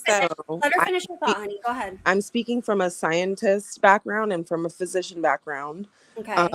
The fact that they're using the touch DNA to bring it back to a single source, but they're using small nucleotide repeats to, I don't know how to really like, I guess, bring that down into layman's terms, but it's, Yeah, I was just they're thinking, I'm using like, that basically means so nothing to many me. markers. Yeah, You can yeah, have it's Okay. the Let occurrence her at finish. which those nucleides repeat in against the population. That's how statistics work. Yes, but the Okay. thing is that you are getting that from a source that may not even have ever been there. It could Okay. have been transferred. And Okay. transferred at the exclusion of every other single profile And that's the thing, like, ever, because it's a but single how are you source finding? DNA How are you profile. finding a single source of DNA on a button snap, but you can't find this man's DNA anywhere else in this house? I mean, We that is don't a know very that they good. can't find Well, it in the house. okay, if that is Please know that they have well, way more evidence. well, wait a minute. I personally do believe that at the time that the PCA was authored, if they did True. have stronger DNA, I think they would have included that piece of evidence in the PCA, perhaps eliminated a lot that made it the most verbose PCA I've read in a really long time, at least. Yeah, it was And really it good. would have been stronger evidence. So I think I feel it's safe to say it is very likely that at the time the PCA was authored, they did not have another suspect source of DNA other than that single cell DNA, single And source then once- DNA on the knife sheath. And then once his buccal swab was taken, Bryan Kohberger Okay, was yes, confirmed as the suspect. but this is what Can I we have. agree on that? Hold on a second. This is In the the issue chat. that I have with that. The issue that I have with that is that they found that, from what I'm reading, they found the knife sheath later after they did all of that and then collected the buckle swab. All of what? You have a timeline that Wait, starts. honey, let her at the killing. wait, let her finish. Let her Okay, finish. go I ahead. want to hear I'm it. sorry. I'm so It's okay. sorry. That's I'm okay. sorry. Go I'm ahead. sorry. From what I'm reading, it seems to me that they basically kind of did it in a backwards manner.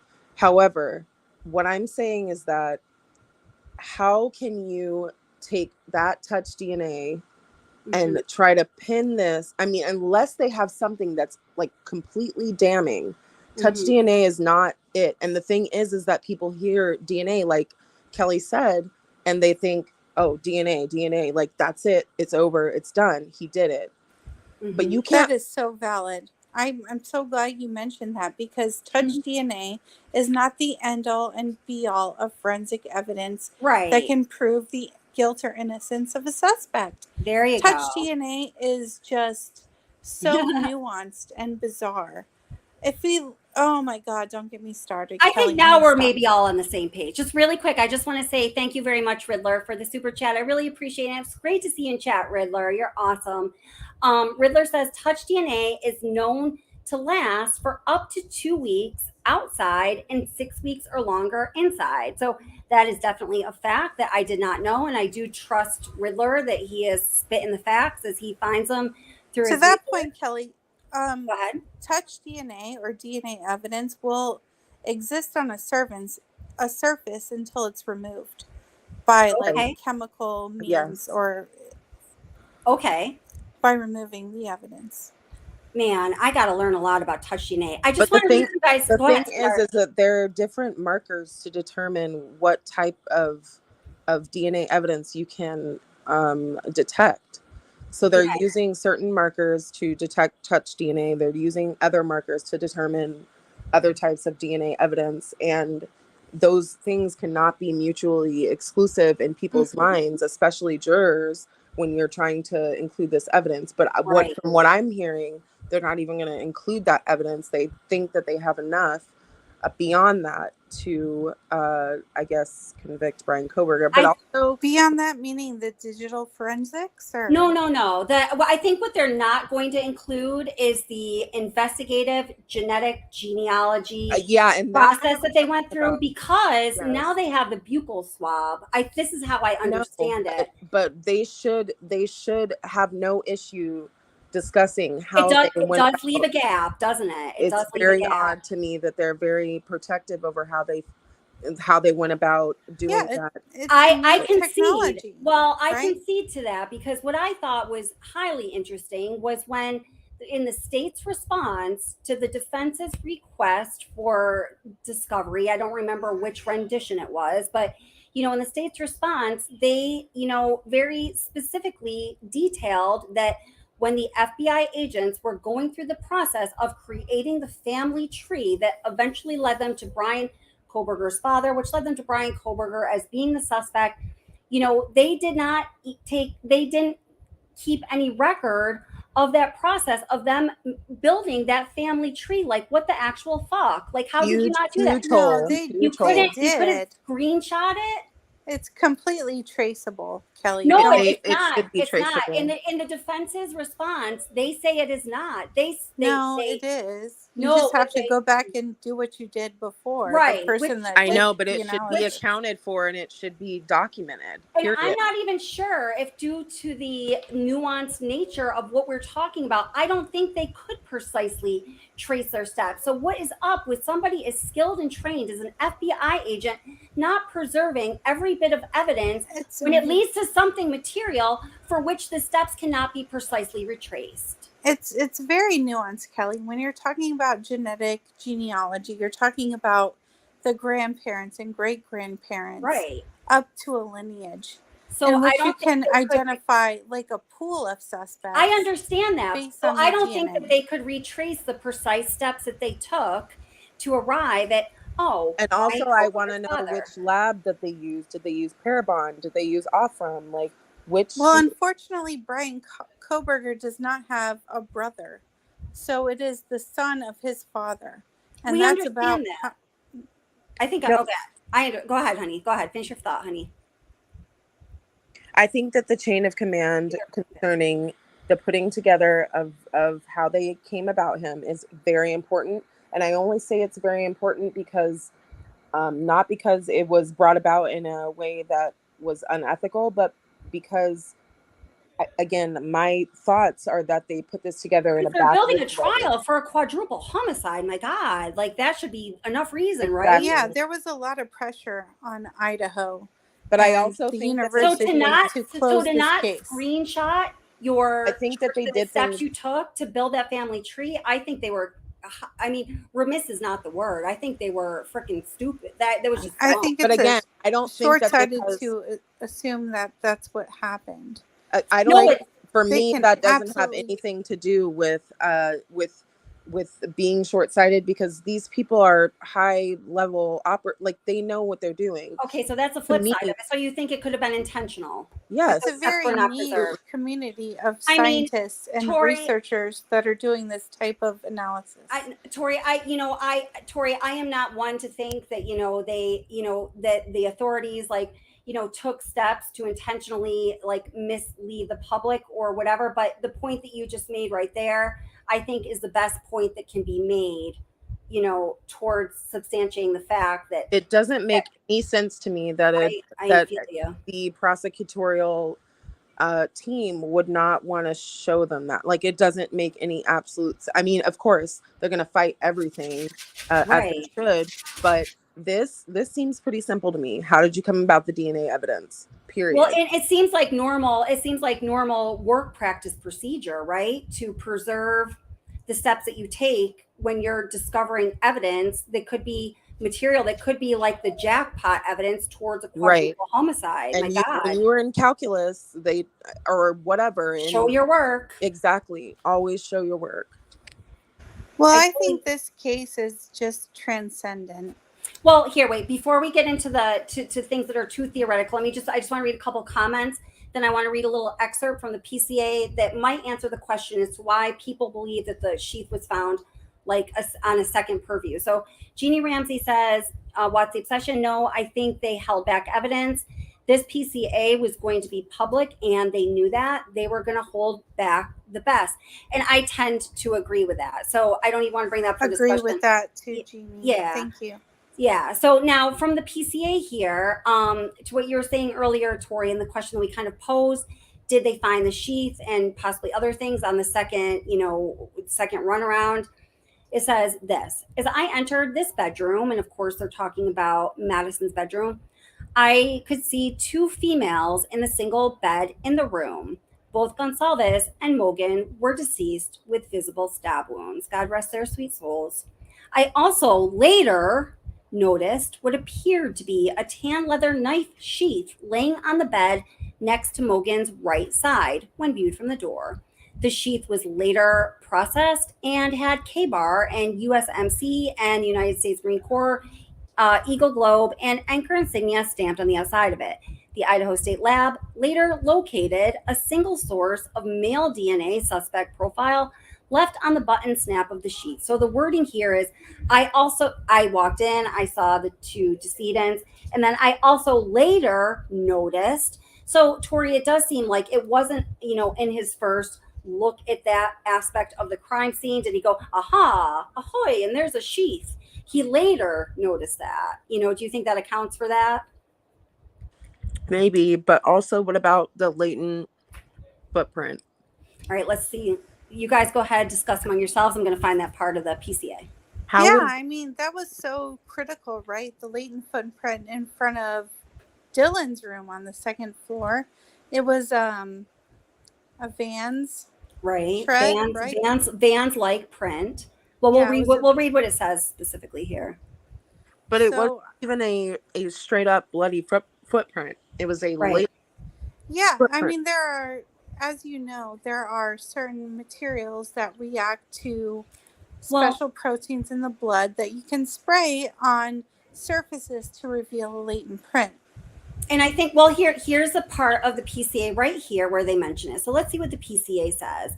It says I'm on the second little paragraph there. During the processing of the crime scene, investigators found a latent shoe print. Okay, let me read that again. During the processing of the crime scene, investigators found a latent shoe print. Okay, this was located during the second processing of the crime scene by the ISP forensic team by first using a presumptive blood test.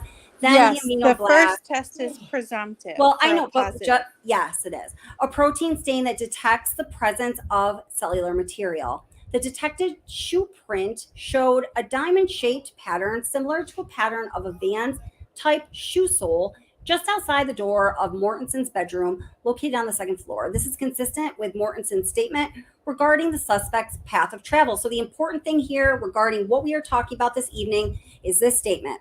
This was located during the second processing of the crime scene by the Idaho State Police forensics team. So I think this is where, the wording of the second processing, the second walkthrough, the second processing of the crime scene, that's when that was found. So there we go. There's the answer to that, for what it's worth. According to my friend who is a lawyer, the wording of a probable cause affidavit is very, very specific and for a reason. And for me, the latent footprint is, I don't know, it's still very mysterious for me because what DC Primetime, I don't know what her real name is saying is correct. It's a presumptive test. Well, at least the spray is a presumptive test, and then you use the amido black to kind of like further illuminate that, and then you can take it from there. But why? I'm so sorry. Can I interrupt for a second? I'm such a nerd. Can you please go into the science of this as a physician, as a panel guest? Thank you. Hallelujah. Thank you so much for being here as an expert. What can you tell us about the testing that would be done, and like a little more detail if you can, dear? To be honest, from what I understand concerning this is that the normal black light spray that they do just binds to any protein that may be also contained in blood, but Okay.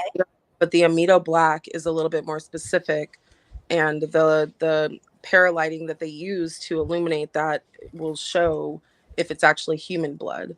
And then you can go from there. Like, you can take whatever swabs, you can take whatever pictures, you can process that evidence however you can. But it's almost like a like if you go for a mammogram, that's just a screening, but then Right. you would need to get something more definitive. Right, like the biopsy and Yes. okay, very good. Okay, thank you. That was an excellent explanation, Tori. Thank you. Yeah.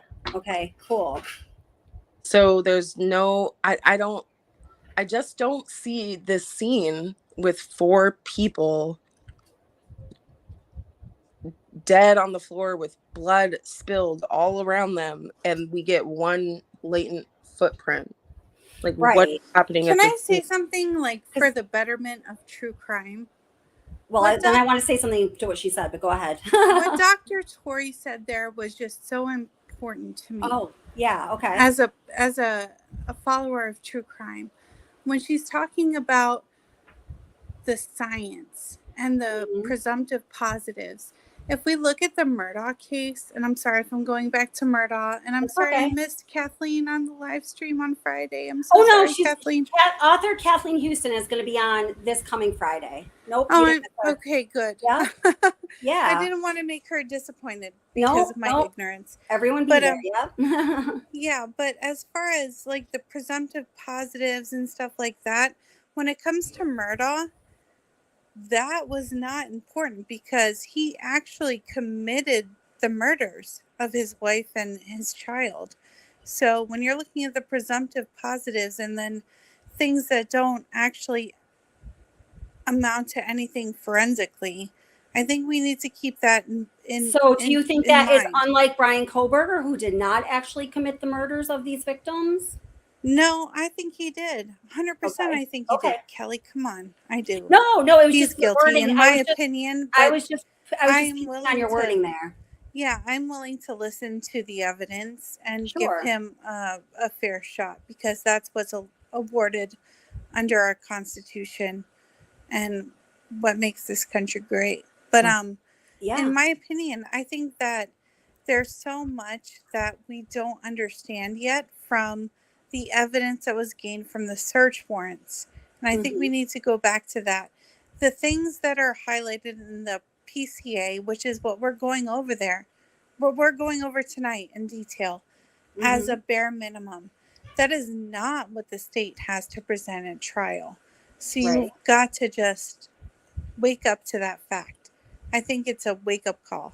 We need to just wait for the facts. Yeah, that's true. I mean, that's a really good statement. I just want to bring up is I wait for the facts, but don't wait for the facts. I just want to bring up this idea of and I hope that I'm saying this correctly, is Locard's principle or Locard's theory of transfer of material and information on a crime scene. So the basic theory is that, you know, whenever two things interact, they leave some of themselves with each other. Yes. Okay. Makes sense to me, Kelly. Yeah. So, well, this theory becomes a little problematic when we are, you know, seeing that, and there might be, of course, something we don't know about because we are not privy to a lot of the discovery, but based on what we know right now, because that's all we can talk about, this theory becomes problematic when we, you know, see that the PCA was what seems like in a way grasping at straws by bringing out that touch DNA. So I just want to read. Go ahead. There's just no way that the PCA was grasping at straws. No, I agree. I said that's what it feels like, and grabbing. And I'm talking about in the context of this principle of such a good PCA. I actually think that So PCA was written very, very well, and if in context to another case that I follow, which is the Delphi case, like absolutely 100% written very, very well. However, Tori, me too. I love the Delphi case. I follow that case 100%. This was a master PCA in comparison. I agree. And I think that words are chosen very specifically. And I think that, like you were parsing out, like the finding of the latent footprint saying on a second review versus the other evidence that was found. Like, that's very specific. It's very intentional for them to say. Parsing out. Oh my God, I just love it. For Like, the audience, I'm sorry. Can you explain what parsing out means? Parsing means pulling apart the shit, everything. You're like, I'm gonna like inspect every little detail with like a supersonic microscope. but if Thank they can you. I'm leave, sorry. We And have then a really sorting, that's and fine. then professional sorting tonight. it out, and then but if sorting they Yeah. can leave any word out when it comes to presenting a piece of evidence, they are going to do that. So if they don't have to say it was on the second look through, then they won't say it because it's not necessary, nor does it help them. That's That what No, I'm I think saying. I think the PCA was brilliant. Well, I just want to pick up on what Tori is saying. So I talked about this like a while back, like the same thing with the person who's a very good friend of mine. I'm actually talking about being a jack of all trades, master of none. I'm a law school dropout. I got halfway through law school on a full scholarship, then decided I don't really believe in the law that I'm learning about. So Girl, I'm gonna become a yoga teacher. What the fuck? I understand. I almost dropped out of medical school. I completely Seriously? understand. Oh man, it's because and I tell people like Sense of I disillusionment, right? yeah, well, yes, but I was idealistic minded and sense of disillusionment, yes. But I'm not gonna lie, it was freaking hard, and the work was hard for me. I was like in there on this full scholarship, a lot of pressure when you're on a full ride, and it was hard for me, honestly, to make the grades that I had to. It was just like too much pressure all around, right? So, but the person who I refer to as a What's the Obsession legal consultant, who is my friend, who is a brilliant attorney. He has his own foundation and does defense work for people. Alex? Pro bono. Yes. Yep. You remembered. Oh, that's awesome. And so he said the same thing that your attorney friend said, Tori, that when we were going over the PCA, and he's actually, unlike I forced the Watts case on him, he's actually really into this case. He said, here's the thing about the PCA. Every word is intentional. Every word is deliberated on by the author, somebody who is looking at and editing it, because first of all, it's a legal document. And if you don't get the PCA right, that can throw out the very charges by which the arrest was made towards the prosecution of this, suspected quadruple unalivener. Like, it's extremely important. So I just wanted to emphasize that he made very much the same point. And what you were saying, like, really, like, he would probably say that when it comes to a PCA, you cannot parse the words and their definition and their connotation enough, Yeah, the details matter in this case. Yeah, As I mean, they matter, every and case.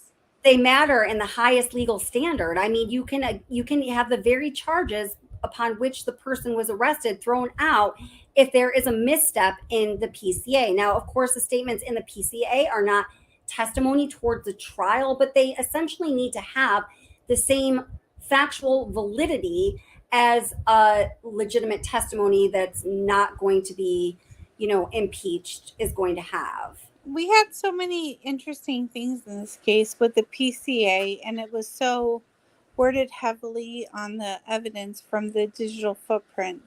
But as far as the indictment, I mean, that was so secret, right? Mm-hmm.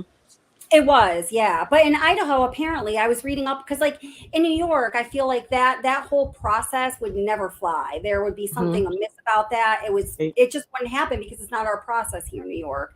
But I was reading up on the different, different jurisdictions, the different states have liberties to, author and prescribe this process the way that they want. And in Idaho, secret grand juries, I guess, is like how they roll. But yeah, it was That is so fascinating. Secretive Kelly. by definition. Yeah. Yeah, I mean, the different states, like how they operate. Yeah. That is so powerful. But also the definitions of murder, the definitions, if, like, for instance, Indiana has just murder, straight up, like capital murder, the end. There's no 1, 2, 3. Right. But Idaho does. And I don't know. For me, I think that should be a across the board definition. Well, of what I mean, there's homicide. Like federally should be a federal standard. Oh yes, of course there's homicide, of course. But I mean these It's definitions. homicide, but murder, As like far- there's as far so as- many Well, she's nuances, saying, right? well, as far as the charges go, No, but there's like not- let's take the case of Richard Allen, and Okay. and we say All he's right, he's going into indicted on Delphi, two, folks. yeah. Delphi community. he's indicted on Represent. 2 counts of murder. Period. Mhm. Like that doesn't give any with I don't know what the special circumstances that they gave. Like Right. that Well, doesn't dude, give. didn't Wait a minute, Richard let her- Allen like confess? Well, But let her finish her thought we here can't towards get this. into that right now. Yeah. Can we? Because- Can we not? No, we're gonna rabbit hole. We'll do it another time. I want Yeah. Okay. yeah. Because I have so many thoughts on that. Totally. Okay. Sorry. But I'm just It's saying that deep, there's a y'all. difference between states about what the definition is, and for this, it's pre-calculated to me. To me, if you really ask me my opinion, I think that this is a hit, Mhm. and Yeah, it's premeditated murder, Well, right? wait, but let her given finish. given the fact that there was so little time, like okay, Brian is 6 like 14 whatever the minutes, right? yeah, but there's no way that 4 people that are Yeah. fighting Yeah, back it's and you're just able. military precision. Oh boy. So, and this man, I guess he has that, like, Yeah, Oh. he has a lot of things about him. Hmm. That's a whole other video. Well, yeah, I know it definitely is. Wait, just because we just said military precision, I just have to say I made this, and I'm sorry, I don't mean to interrupt you, Tori. I apologize. no, you're fine. But I did establish, just this kind of guideline in during the last live stream, that I have a lot of great deal of respect and reverence for the military in our country or in anyone's country, and both of my grandfathers were Purple Heart recipients in World War II. And I know a lot of people who have fought abroad and, being a behavioral therapist, like the ramifications of such Same trauma. here, Kelly. So it is in my personal A lot of opinion, and military service. this is just me as a creator of the channel inserting some of my opinion and posting it on you all. I know I am I have everyone in chains and handcuffs and heavyweights here. I don't find any, and this isn't towards you at all, Tori. It was just something a moderator and I were just chatting about in texting. I personally don't find that there's any legitimate evidence towards Kopaka's being involved in this crime. So Right. I try to respectfully, guys, if we could just minimize. Respectfully, Kelly, Kopaka. I definitely go don't. back I out. don't. I've never ascribed to that. Yeah, theory. no, I don't. I just would like to say, Brett Kopaka, thank you so much for your service. I'm so sorry for your family's loss. Unless there is something huge evidence-wise that indicates he might have been involved on this channel, we just respect him as a Purple Heart awarded soldier of this country who lost his life in a terrible way. And that's Are we the talking end of about that. this guy that Larry was talking about the other night? Brent? Oh, I don't know, honey. He We talked about a lot. he lived at the same apartment complex that Yeah. Brian lived at. What does this have to do with anything? Right, Well, exactly. people- So we're not exactly. Right. I'm just saying, a moderator just asked for me to restate that kind of guideline It that I has made for the nothing to do channel. with anything. No, I don't think, it's and a I matter have, of chat. Yeah. I have thought through theories that may include him. I'm not going to lie about that, but Okay, but it has nothing to do with no. anything. So the whole point was we're not going person's to talk valor about him. So let's move on. Is Okay, go different ahead. than Yeah. anything that can be thwarted with their acts of regular service to the community. Acts of valor in the military cannot be discarded. Okay? Right. This is Right. something that we don't understand as having not lived in that space or well, that I do understanding. also think that Exactly. No, That's why we're not going to let even we're going to allow his honor to stand Right, on this exactly. channel. We're not going to sully it in any way. I feel strongly about that. that case has its own merits to be looked into, but it has nothing. To me, it has nothing to do with the Bryan Kohberger case. Nothing Yeah. to do with it. Absolutely. Nothing to do with it. Thank you. And please Now- do not sully a person's valor unless Right. you're coming with facts That's and you're right. ready to just go to town because we're But not I- here for it. We but I don't do- allow it. Right. I do think the timeline is something to be questioned because, again, one person against four. And yes, they may have been inebriated. Yes, they may have been asleep, but we already know Xana. And that this part about Xana and the Mhm. part about bringing in She wasn't Dylan. asleep. She was awake No, we after know. 4 a.m. Well, receiving a DoorDash someone, delivery from Jack someone in the was, Box. Come on. someone was receiving a DoorDash She delivery. was. Right. She was awake.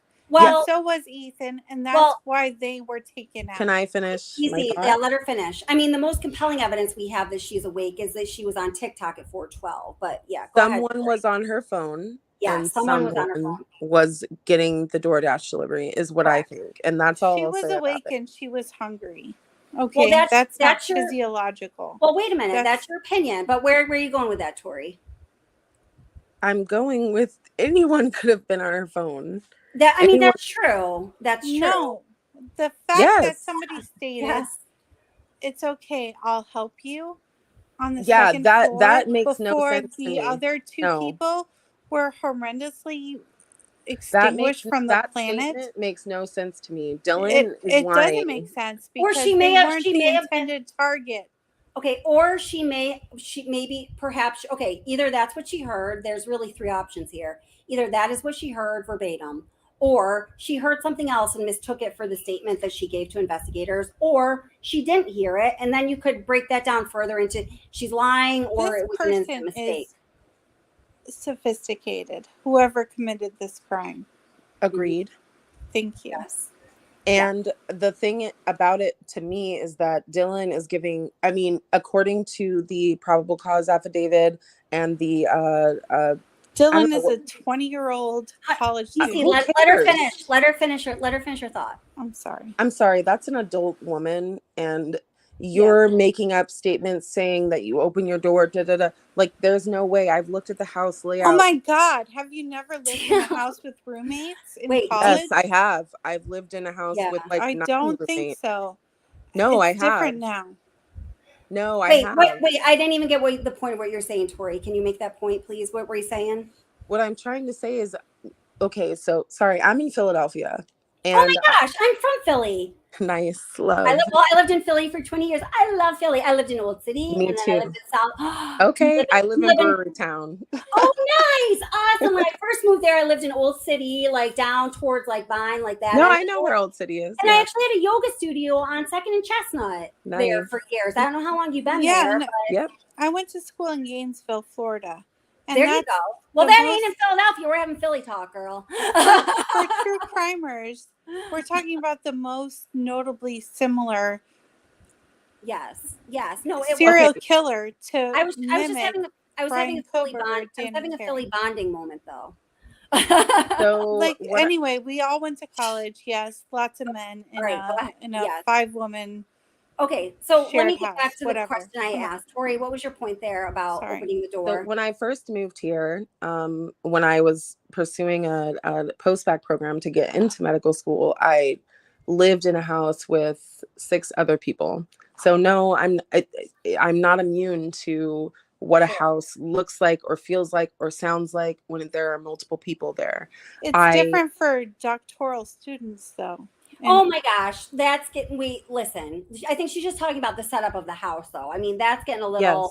Yes. Yeah. Meaning that we point about the were setup of the house, we hon. were all geared towards a similar, but trust me, we all still partied. Like, we all still went out, like, after exams and stuff like that. And yeah, we would ask people to be quiet and, hey, like, let's calm down. It's getting towards yeah, the but end if of the you're in night. med school, it's different. No, than we the weren't in med experience. school yet. We weren't in med school yet. But So you're okay. You're But regardless, where are you going with that? With us? the with point this, is that with I've been in an environment with a lot of people living in a house at multiple levels. We were in a tri-story house, Mhm. and I could hear my one roommate who forgot his keys banging on the front door. Like, everything is different, in different scenarios. However, I do think that I don't understand why Dylan and Bethany haven't. so you're thinking all of the probable cause in this case has to do with Dylan and Bethany. No, I think No, that no, I think that information that they've given already hasn't been told to, the public, which is totally fine because I think that that could you're be. on that page. And also in addition to that, if they haven't been completely I guess interrogate, like there's no way that they shouldn't be interrogated to the highest degree because they're the only two people there that have And any I'll understanding submit of to the you, situation. doctor, that forensic evidence, as far as physical data, as far as medical data, something you can test in a lab, is just as impactful as the digital data that exists in this case. Well, wait a minute. Hold it. Let me now, DC, I'm just going to have to ask you for a little bit because I'm trying to follow. Tori's like the first time she's been on panel, so I don't know, necessarily her line of thought like I do some of you guys.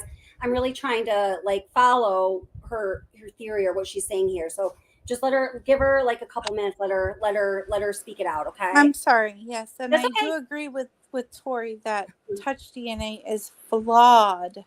Yeah, so it is. important to It understand is. that. It is. So I think so important. Go ahead, Tori. I think you were talking about Dylan and. Yeah, I just think that what was presented in the probable cause affidavit versus the search warrant, like those two things are vastly different. Being in a frozen, and again, no one said that her words from her mouth were that she was in a frozen shock phase. That is what was described by whoever was writing the search warrant or the probable cause affidavit. No, that's an interesting point because you and I have both said that, we both like cited people who are attorneys that was talking about the importance of the particularity of the PCA. So one question I keep forgetting to ask our What's the Obsession legal consultant is that in the probable cause affidavit, the words frozen shock phase are in fact in quotes. But does that mean, and She anaphylaxis, said can you it. tell here? Does that mean, because anaphylaxis has written many of a probable cause affidavit herself. I'm just wanting to know, does that mean, given the fact that we know that the PCA has a very specific format that one must follow, that is a quote from the person who they're ascribing the words to? Yes, if it's in quotation marks, it's absolutely a direct quote from. Well, then I think she's. I want to know. I want to know lying. I want to know the legal writing standards for a PCA is what I'm asking, because there probably is a standard there, But what I think is that between the two versions of accounts, they're not adding up. Either you didn't see him or you locked yourself in your room, or you saw the person, you were in a frozen shock She made phase. many visits to her door in which she opened it no less than 3 times. Right. No, we Obviously, know that. she had some kind of encounter with the perpetrator. What is it that makes you think that she's lying? Like, what are the things that make you think she's lying specifically? I don't know. I'm just thinking about who I am as a person and who I was in college. Sure. If I saw something going wrong, my immediate response, no matter what was happening, if it was bad or if it was good, those sounds that she was hearing, whimpering, right, is a weird word to describe someone crying. No, I mean, and go ahead. I'm sorry. And so I would have called 911. I've called for less. I have as well. Whimpering. Yeah, that's crucial. Like I'm my street's block captain. I've called for much less than whimpering. Okay. Yeah. Like, and the dog barking. Yes. Yeah. And the dog barking too. Poor Murphy, like, is just like crying out, like trying to tell you, like, hey, something's going on. Kaylee's room, but Kaylee is so with they say Maddie. Right. So they say. Wait a minute. What? Well, I don't know. That's where they say that. I mean, that's right. That's where they say Murphy. That's going to be proven with photographs. Well, it's bizarre that somebody so educated would make that statement. DC, seriously, stop. Oh no, I don't feel offended. I'm okay. I'm a big girl. I can defend myself. No, I know you. But I do think that a lot of the points of this whole investigation and the whole crime scene, a lot of it is really not adding up to me. Well, I think that they're, I mean, I definitely think that there are points to be put forth towards what you're saying right there. Now, I mean, I really like hearing what you have to say here on panel, because a lot of times when people will make the, I don't know, general kind of theoretical assertions that you're making, like maybe, you know, this person's lying, or the investigators are fudging things, or they're being dishonest, or whatever it is. As soon as they start to give me details, I mean, I'm listening. I was going to say my ears shut down, but it's not that. I'm still listening. But like, as I'm processing it mentally, I'm like, no, like what they're saying doesn't really hold water for me. But you are presenting points that do hold water. Although I think is like, you know, a general theory, I tend to not agree with Well, some of Kelly, the, wait, hold it. Let me finish my point. Some of like, you know, I tend to not think, I don't know, but you're making some very good points. I don't need to put so many words in there, but I very much appreciate that. Thank you. My No. thing is that Dylan and Bethany have not been called to account, that, you know, as much as we've been able to see, period. Sure. And Great sure, question. they actually should be, you know, protected by their lawyers and protected by the laws of this country. But I need to hear and know what they know. I want to see them on the stand, and they need to be compelled to be witnesses. Like, Yeah, there's and I no get that. way that they should not be witnesses on the stand. I've been I hearing get about the appetite for these two victims to take the stand and Well, justify the white elephant in the room that they took it's so not long even to justify that. call It's just to know 911. what was happening. These are victims. listen, they are, here's their unfortunate situation, in my opinion.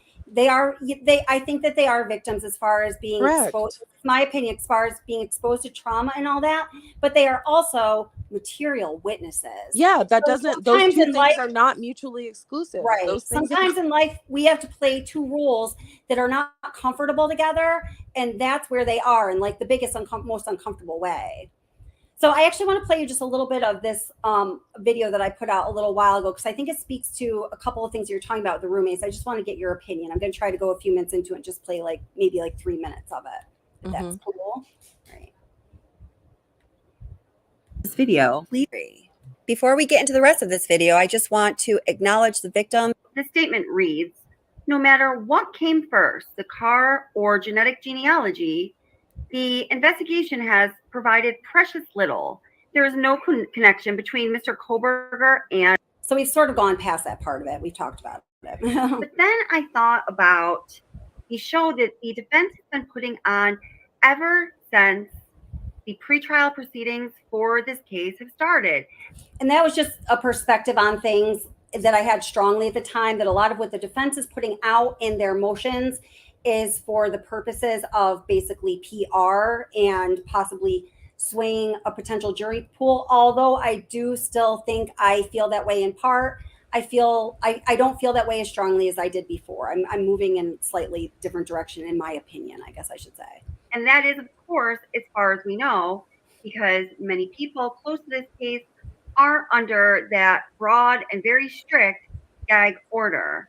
So let's think about the first time that we heard from the defense in a big way, in a way that made headlines. And that was the defense's motion to compel Bethany Funk to testify at the pre-trial hearing. So what was the They didn't even know that for compelling her to testify in that pre-trial? Wait, just 1 second. I just want to get this point out here. Hearing. Well, according to what they had to say, it was because Bethany Funk had exculpatory evidence that could, well, by the definition of exculpatory evidence, they're saying that could exonerate Bryan Kohberger. Exculpatory evidence is it's evidence so important for these shows defense that somebody attorneys is not to guilty preserve of the crime for which they are charged. So let's go ahead and take a look at that motion to compel Bethany Funk's testimony at the pre-trial hearing and see exactly what it has to say. So here this says, well, the person who is authoring this document introduces himself as, and I'm getting to where I want to get with this, Tori, and then this part will be over, just so you know. An investigator that was retained by the defense for Bryan Kohberger. And I'm starting here at line 7. It says, Bethany Funk's bedroom was on the first floor. The other surviving roommate's bedroom was on the second floor. Bethany Funk was interviewed by police on several occasions. She disclosed things she heard and things she saw. Bethany Funk was present at the home 8 hours later when police were called, arrived on scene, and discovered the homicides. The statement in the document goes on to say, during the course of my investigation, it became known to me that Bethany Funk has information material to charges against Mr. Kohberger. Portions of information Ms. Funk has is exculpatory to the defendant. Ms. Funk's information is unique to her experience and cannot be provided by another witness.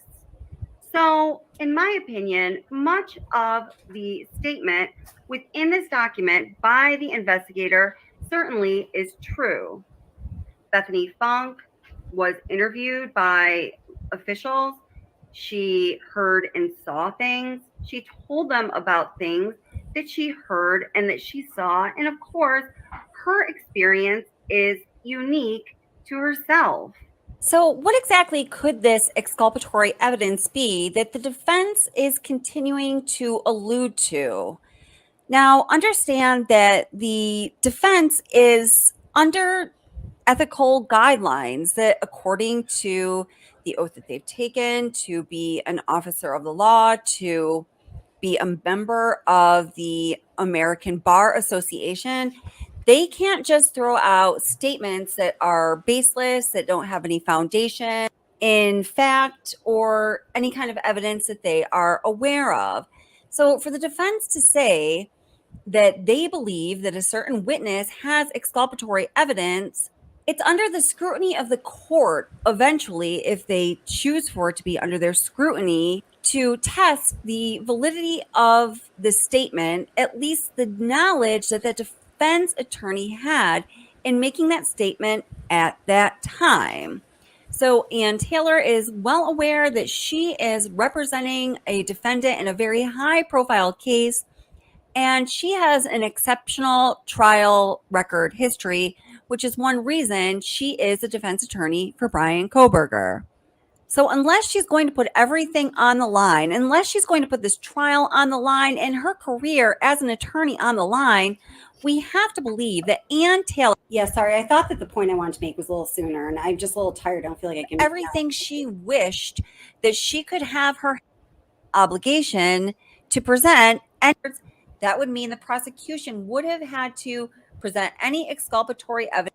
Okay, so just in dealing with the fact of the exculpatory evidence, because this is what we started talking about, Tori, I want to kind of get back to this, and I have a question for you. So to present any exculpatory evidence to a grand jury during their proceedings while they are convened. Wait, just one second. And as we know, that grand jury was convened and they indicted Bryan Kohberger.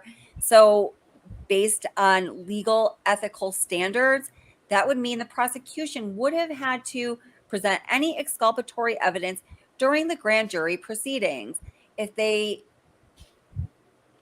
provided exculpatory evidence to the grand jury, one could logically assume that a grand jury by supermajority would not. Okay, get a little theoretical in there. So what I want to ask you is, Tori, we started out this whole conversation talking about, I was like, what's the big thing on your mind? And you indicated something about the roommates and this idea of exculpatory evidence.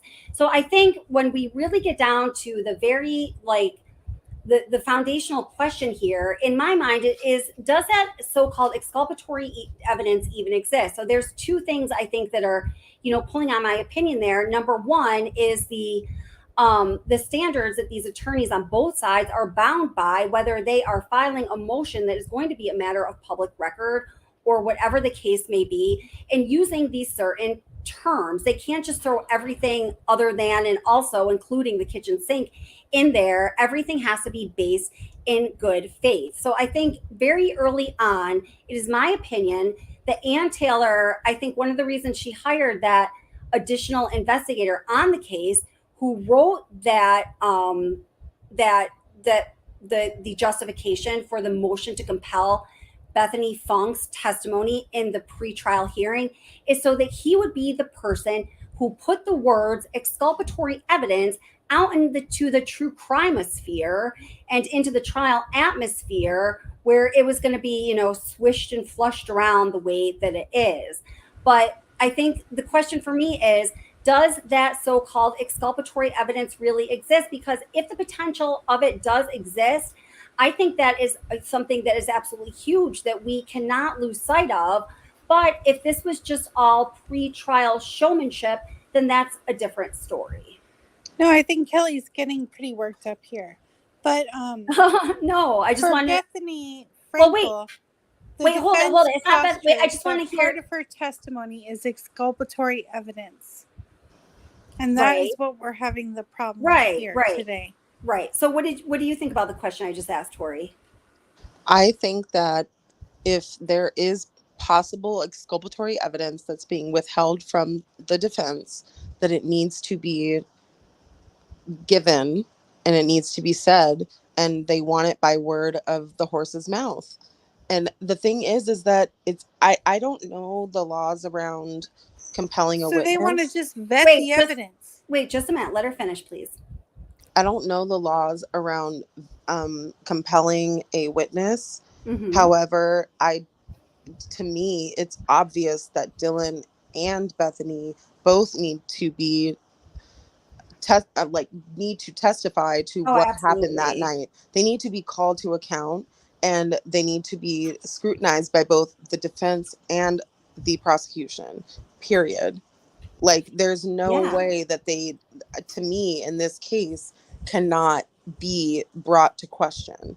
And the fact that they're hiding behind their lawyers right now is their right to do so. Mm-hmm. Because and it also might be their necessity if they are truly victims of trauma from witnessing this crime. If we just went with that route, you know, it might be very difficult for them to even speak to it. I mean, I do have to always think of things from that human perspective. But I mean, if, you know, they are okay, so we've talked about a couple different things where you said, well, you thought that DM, you know, is or might be lying. This is kind of what I'm trying to get down to. This is like the most material like thing that we can possibly hone in on, because if anything of what she said is true, she might literally be the one and only eyewitness to this whole horrific crime. Or she may hold some other connections. I'm sorry, with at least Bethany has said literally nothing. However, Dylan has, sorry, I shouldn't say that she has said nothing, but nothing has been mentioned of note. That's right. In the documents that have been released. However, with Dylan, there has been use of her words to try and, I guess. So she's a material witness for the prosecution. Well, they both are. I mean. But however, I just don't see any way that Dylan is not involved in this, and that's just my perspective. So what do you think? What do you think her involvement might be? Do you have any Do you have any theories on that? I mean, I feel like maybe that maybe. And you can speak openly, yeah. I mean, from the first thing is like, how are we accepting all these discrepancies in time? Mm-hmm. How are we? No, I think it's so valid that you're saying that, because there's so much that we should not accept. That's right. But we have to validate all of the information. Absolutely. Go ahead, Dory. And in that same vein, like, what has happened in that time period? No one has accounted for that time period. Right. That is probably the primary source of my frustration with this case. I keep making videos about it that are just kind of putting out thoughts and, you know, different perspectives on that 8-hour time gap. Because even with, you know, what I've heard from the two guys who go to the University of Idaho, or who are Ethan Chapin's fraternity brothers, I always have to be really careful what I say there. Even when I've heard what they have to say, and, you know, that is, anyone's heard me talk about them, I very much believe what they have to say. And they've contributed some information that I always consider their information to be valid. I still can't even come close to reconciling it. It's a big thing. It's a big but thing. Also, and anybody close to the case is going to be a valid perspective, Kelly. So I heard. applaud I you have to for say that reaching out to them. Thank you. with the mother of the student, why does she have any reason or any reason I'm or not sure who you're talking about. Wait, go ahead. So who are you to talking come about? to come out and talk about what her daughter said? Oh There's my God, that she's just okay. First of all, I'll take the opportunity to tell you this. okay. I'm not sure who we're talking about. We're talking about that WSU Kim, correct? So I have during the Kylie Rodney trial, I had a catastrophic hack of my computer and all these files like catastrophically corrupted and blah blah blah. This was a while ago. So since that time, I've had a computer. I'm like know so little about the titles of these people with computers. He's a buddy of mine who does like IT security stuff.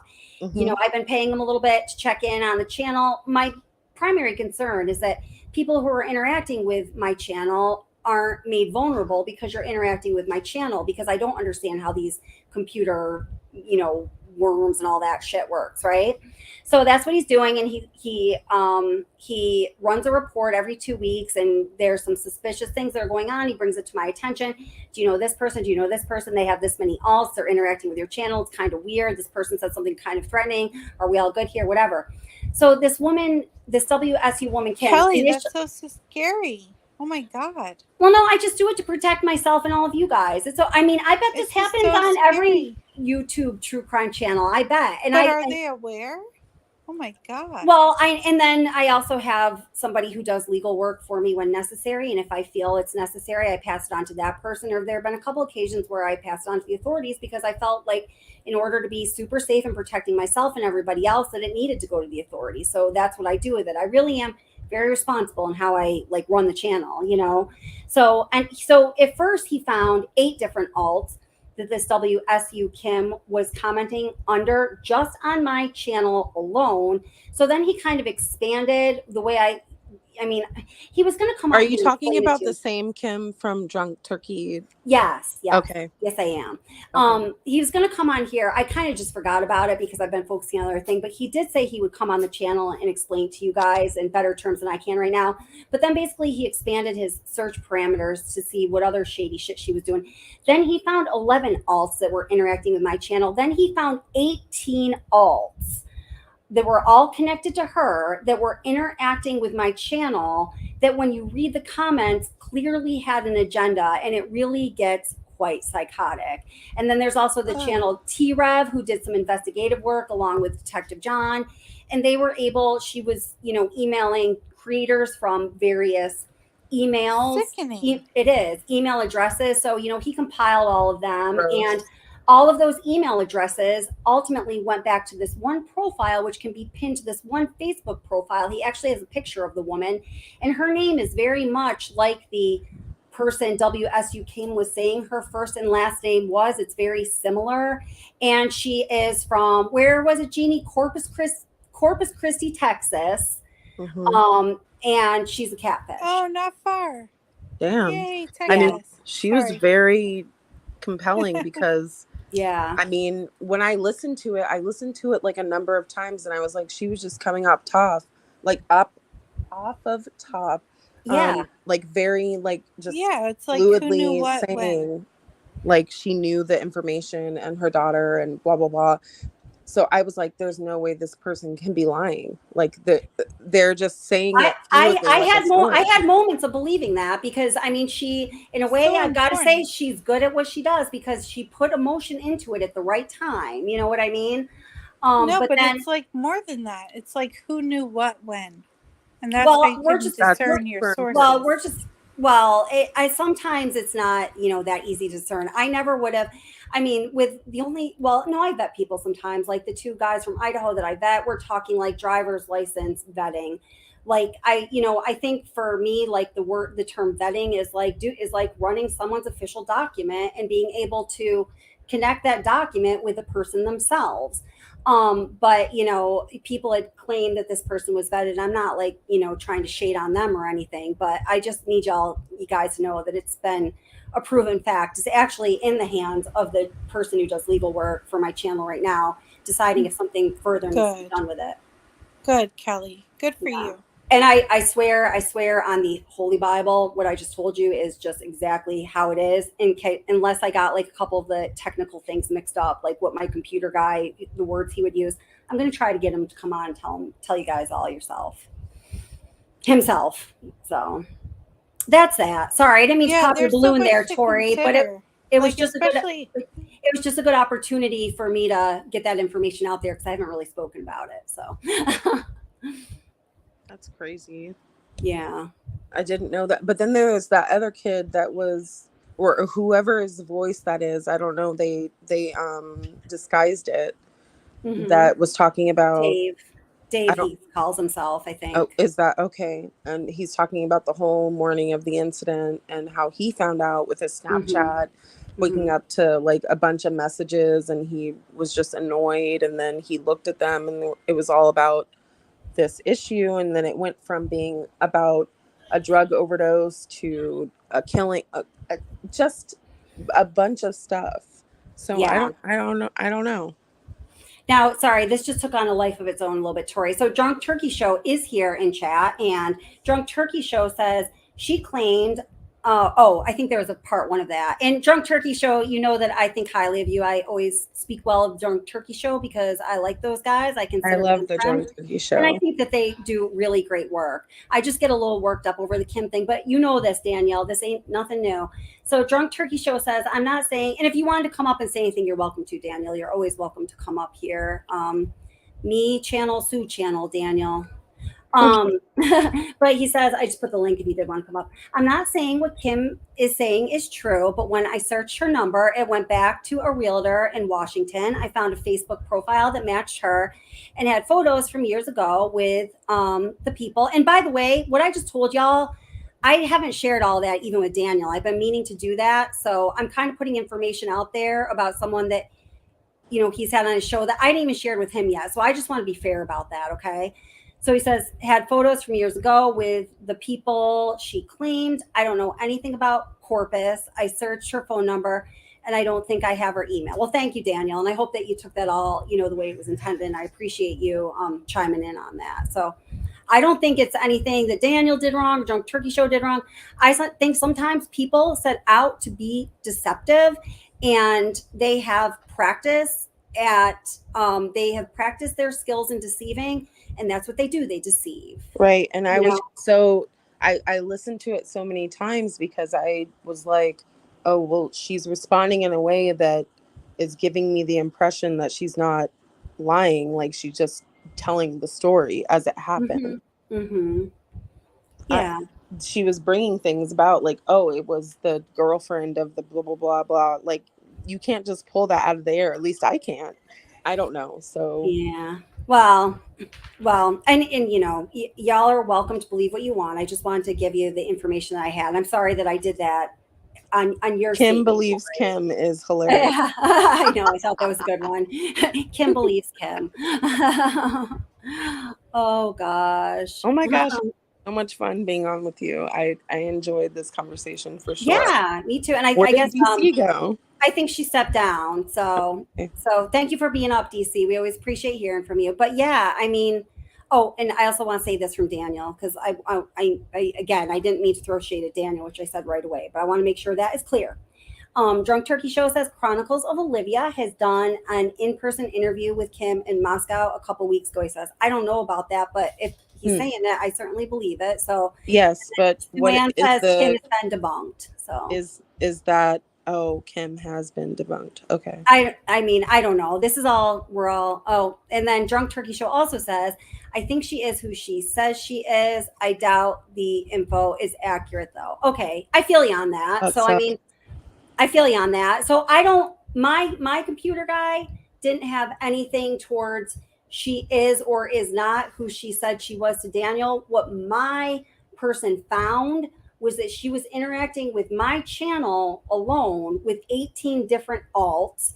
And when you went and read the comments, and hey, thank you for the interaction because that just helps out my channel. Peace, Kim. You know, that they were all I mean, I have them all saved. If anybody felt strongly like they wanted to see it, I'm not going to put out a video or anything because I don't want to be the kind of channel that does that. But if you are somebody who's like, I freaking believe her, I need to see this, I will gladly send you the information. Just email me at whatsobsession@gmail. I mean, I don't, I don't hold it precious. I'm not trying, it just is what it is, you know? Yeah, that's crazy. Yeah. What are your ultimate thoughts? Wait, hold, I just, don't forget that question. I just want to follow up on this conversation. Jesse Scholl says, Drunk Turkey Show, did Kelly just slander WSU Kim with a wild theory that was represented as fact? I'm not even sure what that means. But did I slander? No, I didn't slander anybody. I'm telling you what my computer analyst, oh, that's what he calls himself professionally, what he, something or other analyst, I don't know, had found. So that's what's up with that. And Jeannie Ramsey says, Drunk Turkey Show, Kelly has accurate info. She was 18 different alts. Yeah, I mean, that is true. And that's all that I know, because that's what my friend, this guy's name is Chris. He's a computer security something or other analyst, has his own little, you know, running his own little business, his own little service niche. And that's what he found. And I stand by it because he's like really freaking good at what he does. So yeah. So what was your question there, sweetheart? I forgot. What's my overall theory? Yeah, what are your ultimate thoughts? Oh, I would really love to know. Oh, this is a really hard question, because I mean, as you know, okay, a struggle that I have with, you know, trying to do like deep dives and some like, you know, interesting content that's producing at least a new perspective or something different, you know, for people to watch and consider without, you know, going outside of, you know, those lines that I don't ever want to cross, of just like forcing content or making a bullshit, those lines that I won't cross. You know, I have done some really deep digging on a range of different topics as it relates to this case. So I'm always having to remind myself, hey, Kelly, remember, there's 51 terabytes of information towards the discovery, that within that contains evidence towards his guilt or innocence. So, hey, Kelly, make sure you don't start confusing all of that independent research you've done, combined with what you've heard from other sources that you do or don't trust, with the actual facts, or should we say absence of facts, that we have not yet been delivered from the discovery. Do you know what I'm saying? Yeah, I So- definitely think that the discovery is key. 100%. Yeah. Yeah. So it's like, as I am researching, and I'm just going to pin Drunk Turkey's comments, because I want to make sure that he's able to say what he wants to say, but I also want to answer Tori's question. Thank you for speaking up, Drunk Turkey, and I'm glad that you're here, and you know that you're, you know, always a friend of What's the Obsession. So that was the first part of that. So, you know, in doing that deep diving into a range of different topics, you know, I will find, because I really do have to do a lot of reflecting to make sure I don't, you know, do the things I was just telling you I don't want to do. You know, I'll start really going in one direction with the way I'm thinking, and then my mind will be changed by just my own mind, because I've looked too far into something. So when I bring myself back to center, here's what I come down to. This is all I know.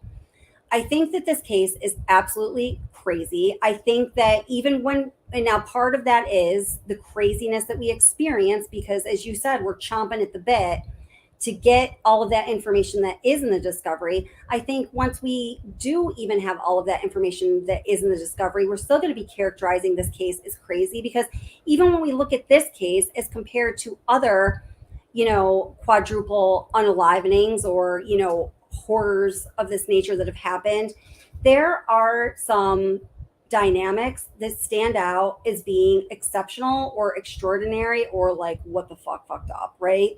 That's how I view it, at least. So, you know, in the midst of all of that, I feel like I can like really logically and reliably only say a couple of things, and that's based on the evidence that we have been shown thus far, and which I realize isn't all of it, and we don't even know what percent of all of it is or is not, is that the evidence that has been presented, if it indicates guilt or innocence towards this suspect, I feel that the majority of it that I have seen is pointing towards guilt of this suspect. Again, understanding allegedly that there's a lot that I haven't seen. I do think it's really hard to wrap your head around a couple of things. My two big sticking points are this, as I had indicated before, it's that 8-hour gap between when this tragedy occurred and when 911 was in fact called. Sometimes I'll be engaged in conversations that will make all of that wonderment go away. Like the other day, we were talking about, well, hey, listen, we're talking about being from 4 a.m. to noon. If you're a college student who went out and drank or partied or whatever on Saturday night and you get home around 2 a.m. and then you're doing TikTok or whatever, and I don't know, you're texting with your boyfriend or your friend or whatever, you go to bed, you fall asleep. Well, that's 8 hours that is your sleeping time. So it kind of makes sense that there was 8 hours where nothing happened because that was their sleeping time, given the time that they got home. But then, people will bring something up like you did this evening, talking about, in that house. Was it you that, oh, yes, a couple hours ago at this point, or a few hours, yeah, a couple hours ago at this point, when you were saying, you think that perhaps the state wants that house to be raised so there cannot be a jury preview, so they can't, go check out the space and be like, oh my God, if I was one of those surviving roommates, you could hear anything going on in this house from where I sit right now, right? Like you brought up a point that made me think, well, it's really not all that simple. So that 8 hours is a big question in my mind. And also, even though we did ask it to Honeybun's uncle when she was connected to him and he's a retired detective, the first question I asked, I was like, I've got the first question and it needs to go to him now. How is it possible that, another point that you brought up, Tori, somebody could commit those 4 unalivenings in that home and 14 minutes or however long and leave the scene without getting any DNA evidence, hard DNA evidence, if that's what we call it. I don't know. I'm ignorant about DNA terminology, so it might not be the right thing to call it. Outside the house, in his car, in his house, in the drain traps, in his shower. Like, how is that possible? And even though this retired detective said that, I get it, that is a big question, but that it would be possible to do that, I still can't really wrap my head around it. So I guess all I can really conclude is my two biggest questions are that 8-hour time lapse between the tragedy and the 911 call, and how the hell did you flee that scene without like a trace of red behind you? You know what I mean? Does that answer your question? Exactly. You answered so many parts. I know that was kind of a long-winded answer, but I mean, I appreciate your explanation, but also I still, no matter what explanation there is, I cannot reconcile Dylan hearing, seeing, coming out of her room, doing what she did at, let's say, 4:20 a.m. Yeah. Based on the phone data, and then not calling 911 until Yeah. 12 p.m. the next day. Like, I can't do that. That is one of my big questions. It's a hard one to get around. I would have called, and even if it would have put me in danger, I would have called. And I don't know, like, I just can't reconcile that feeling and what was going on in her brain, or what is her involvement, to be honest. Yeah. Oh, you know what? And I asked you a while ago, and I'm not sure what happened, but I think I asked you, and I'm sorry if you answered this question, but I don't think we ever got there.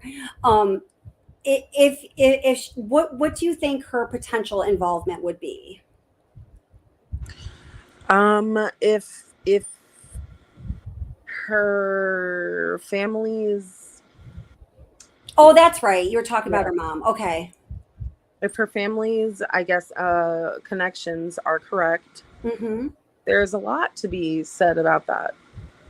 Sure. Can you explain to me a possible, because honestly, I'm asking in all sincerity, I have a hard time making like the next logical step, but I'm sure it's there. I just don't go down that way. Can you give me a couple like possible more detailed connections? You know what I mean? My one thought is that basically her mother is a very high-powered attorney. Okay. No, again, these are things that I've read, the things that I've heard. Sure. She's a high-powered attorney in Idaho. Idaho is not really that big of a state, so it's like, you know, everyone's probably connected, and hey, my daughter's in trouble, this happened, and you go from there. So what do you think it would be? So say, and I hope you don't mind me asking this, but I'm really just trying to like think this out because I want to be able to see all these different perspectives. So what would it be that Dylan would have gone through that would have gotten her in trouble, where the mother, who may be a high powered attorney, would need to get her out? What was drug dealing. Okay, gotcha. Drug Okay, dealing. gotcha. Oh my God, I'm so like naive sometimes. No. It's very clear that they have said many times that this is a drug house, and it's not it's not a far-fetched idea at all to think that this was a drug house. It was. Like, oh wait, question for Tori defense. There was no evidence BK was exactly how to touch DNA. Oh, we talked about this earlier. Yeah, that's kind of a catch-22 question, right?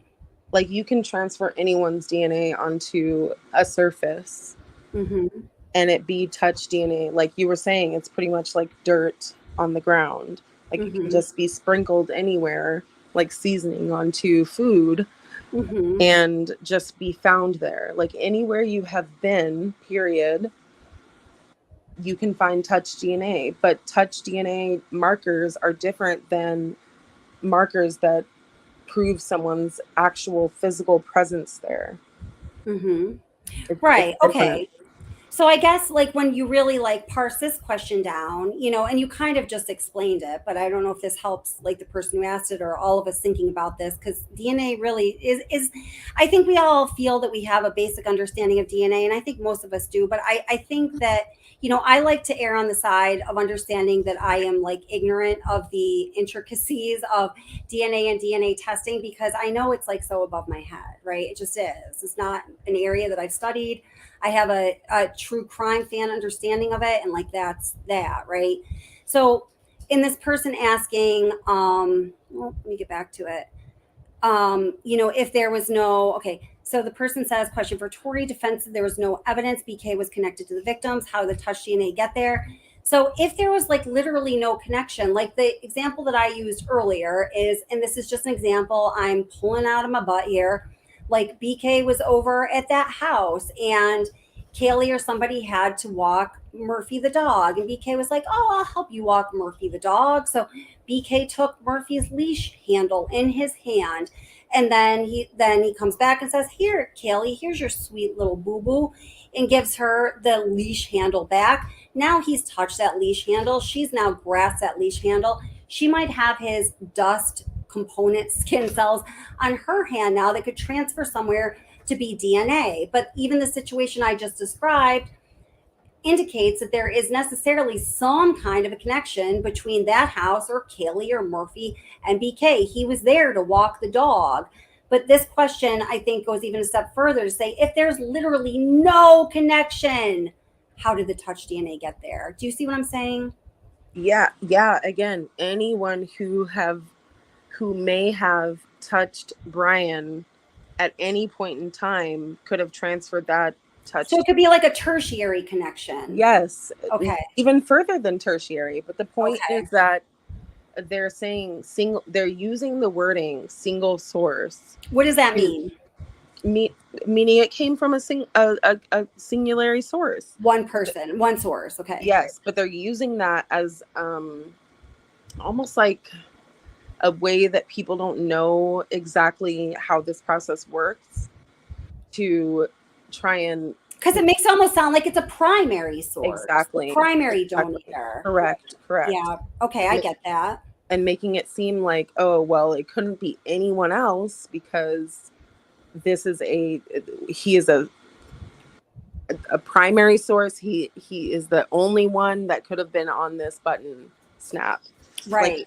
No, that's not what this is saying. This is saying that through the transfer of many different people, that he is the one that was found on this button snap through very limited amounts of, I guess, what's the word I'm looking for? Means to confirm that it was him. Okay. I see. Okay. And that you bring up a really interesting point, because I actually was just this week when I was, making something on this case, I was really thinking about that. Because when I would say, I think I even did tonight, single source of male Single DNA, source. I Yes. would mix up my words, and I started to think about what does that really mean? And I was like, duh, it's obvious, Kelly, what it really means. But I'm like, but no, maybe it kind of isn't, because I do think to say a single source, it does make you think like primary Biased. primary connection. Yes. Primary, yeah. I that's a very, very good And it's definitely point. biasing a jury pool that's going to be pulled to try this case if it should go Sure. to trial.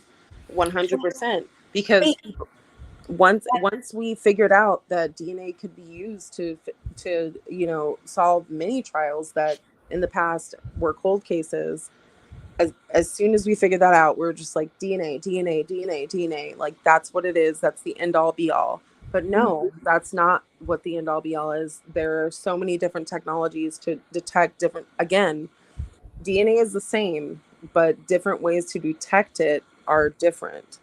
And right. they mean different things. It means it was transferred this way, or it means that this was actually deposited here. Hmm. There's no way to, I don't know. To me, that's a manipulative tactic to anyone who's going to sit on a jury and sit there and think, Well, oh, mhm, I do have to say though, I mean, you make a good point. I'm sorry, I didn't mean to cut you off. I no. hope like that, in my opinion, just as a person with thoughts and the creator of this channel, I always want to, keep the idea that justice for the victims and peace for the families is the most important aspect of any case that we discover or that we cover or and discuss together. I just mixed all those words together. And so, when you're saying that, this single source in the way that you and I just discussed could be misleading and could taint a jury pool, my thought immediately jumps to, well, there definitely also on the flip side are things that the defense has put out there through their motions and the court documents, because I believe that they do know, I mean, they are smart professionals. They do know that the only way to get their message out to the public and to potential jurors and the potential jury pool is through those court documents. So, I mean, I personally, just in my own, whether I've talked about it or not, have identified on both sides, but now I'm just talking the defense, a number of things that they have put out there that I feel like is just for pre-trial, possibly influencing the jury pool showmanship, where their wording has been very intentional. And I think that in some way, and sometimes I think we catch it, sometimes I think we don't, it's influencing how we all think. So it is just my personal thought that I just hope and pray in the name of justice at the end of the day, those little, mind fucks, both the state and the defense are putting out there to try to influence the way we think, kind of balance one another out. I can agree with that for sure. Yeah. But also, I do think that before anything, he was tried in the public opinion. Yeah. I mean, I go ahead. Please. Based on minimal evidence, but on minimal evidence concerning an actual like attorney or a person who's tried a death penalty potential case versus the public who are just like looking at this versus having no real I guess context to think about this in that state. So I think that people have tried him, and I think that there's no possible way that he did this on his own. There's no possible way. Yeah. On his own. There's no possible way to me that he did this on his own. Yeah. Someone else is involved. I think that maybe the roommates are involved, and there's a deeper story here, and it's being buried. I think, there's some things that you said that I personally agree with and disagree with. And I mean, what's that worth other than, oh, I get to say my opinion whenever I want because I put the hours into the channel. But you've been making really good points. I think that there is a deeper story. I have definitely, I think that I almost think a person is being intellectually dishonest with themselves even if they are like, he is guilty, mother effer, like that's that. If you haven't considered, holy cow, one person doing this, horrific, egregious, unclean crime to 4 individuals in that time span. It's an extraordinary situation. Like I personally like I've wrestled with that, since it happened, but I personally keep coming back to the conclusion, and the conclusion that I keep coming to is based on experts, and it's not to defer to experts over anyone else's talking, because you certainly are an expert in your own right, but that's who I have to listen to now, realizing I'm certainly not an expert in everything or even a small portion of things, is that, ultimately, and this is just my belief, that it is possible that he was able to do that in that period of time. And like when our, so you do think that he was able to do that in that period of time? I do think, yes, I do think going against someone like Ethan, who is taller, basically maybe as tall as him. Yeah, I think, and I think Ethan was far more athletic and agile. And I mean, Ethan was he was like a really athletic dude. Right. Yeah, I do think it's possible. I think that the element of surprise is very powerful. Yeah, that's true. And, and hey, I could be wrong. I mean, I'm not saying that I'm going to bet the ranch on the fact that, he did it and he did it himself. Do I think that's what happened based on what I know at this point? If somebody forced me to make a statement, I do think that he didn't. I do think that he did it alone. I'm certainly open to other people's opinions, and I love hearing what other people think, especially when they're like well informed and they're speaking intelligently about it, like you are. But I think at the end of the day, the element of surprise is profound. I think that this, considering that I do think that he did it, and I do think that he did it alone. What do we think the motive is? I think that the motive, you know what? And this brings up a really good point that, hey, Cindy, how are you? It was another comment that Cindy had made here that I wanted to, let me just see if I can find it, because it connects what you and I and he are saying. Okay. And also, sorry, I just want to thank okay. Cindy Abbott, Tent Door 2655. Yes. For the comments, because I appreciate that. Yeah, no, we love Cindy. Cindy's an important part of the true crime community. So Cindy says, I think she means BK here, taught many pretty girls. Why would he just snap if Maddie rejected him? Sadly, he is no Harry Styles. No, he sure ain't. I don't even know what Harry Styles looks like, but I know what you're saying there. I imagine he was used to not being a chick magnet. So I think this is a really good point, Cindy, because I know a lot of people believe certainly that it was sexually motivated, that some people have, either implied or they think that there's some kind of an incel motivation and validation. Boy, if you're watching, don't worry. That's not what I'm saying. But I do think that I do think his motivation was some kind of obsession with one or more of the girls. I do happen to believe that it was definitely Maddie, possibly Maddie and Xana. I guess I do have a lot more opinions. I don't always express my opinions because I really want to hear your all's opinion. But I think that, he had an obsession based on past, what were for him emotional, psychological, and mental traumatic injuries from rejection, not just from women, but various forms of rejection throughout his life. I do know this from psychology, that some people will internalize, these like little things that you and I might, just think are little scrapes on the knees. They will internalize them. So it is, internally to them, it is an injury that needed 47 staples and will forever be raw and will forever be healing. I think he has that kind of constitution to have that type of personality. Now, considering that I've been doing, creating the psychological profile of the suspect, who I do believe is also BK. I do believe personally that they were one and the same. I remain open-minded, but I do believe that since well before we knew who BK was. So based on all of that, kind of compiling the psychological profile, I do think he has that very fragile constitution. I do think he had an obsession that to him was an antecedent to, or no, rather it was more of an anecdote to his past trauma. I just used the wrong words. And it just became all encompassing to him.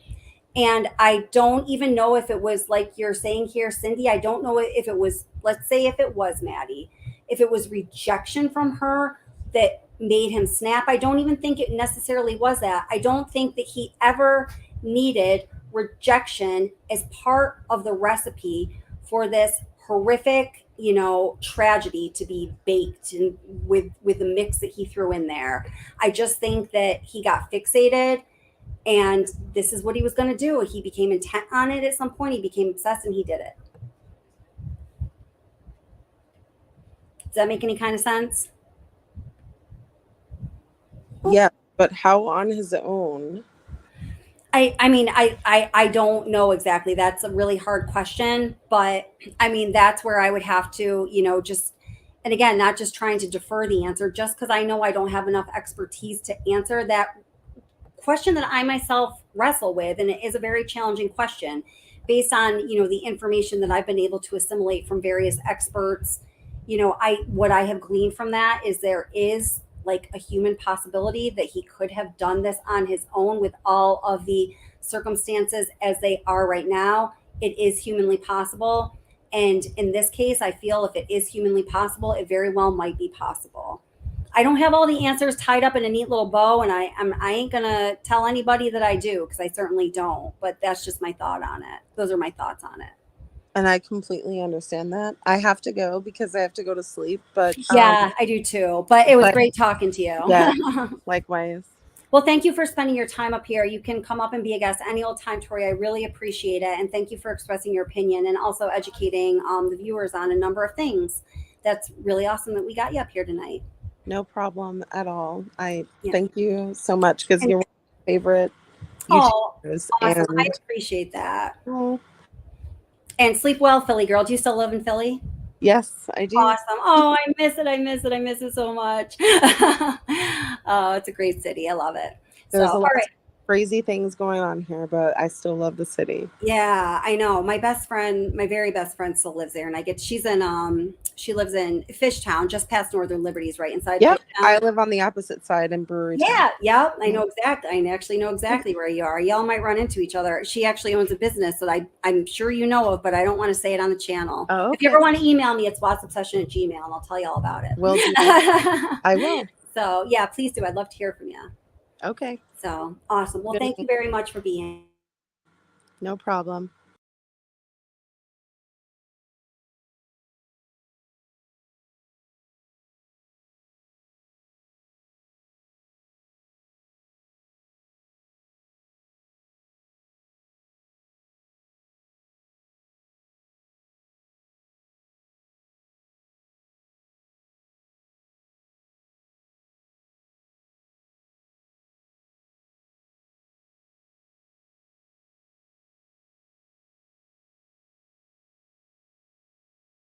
Okay, I actually ended up being muted that whole time, but I actually just got up to check that my doors were locked because I heard a noise, but it was my son. And I was saying that this case has definitely gotten inside my head. I'm sure that some of you have had that same experience, but love you too, honey. Much more than, a lot of other cases have.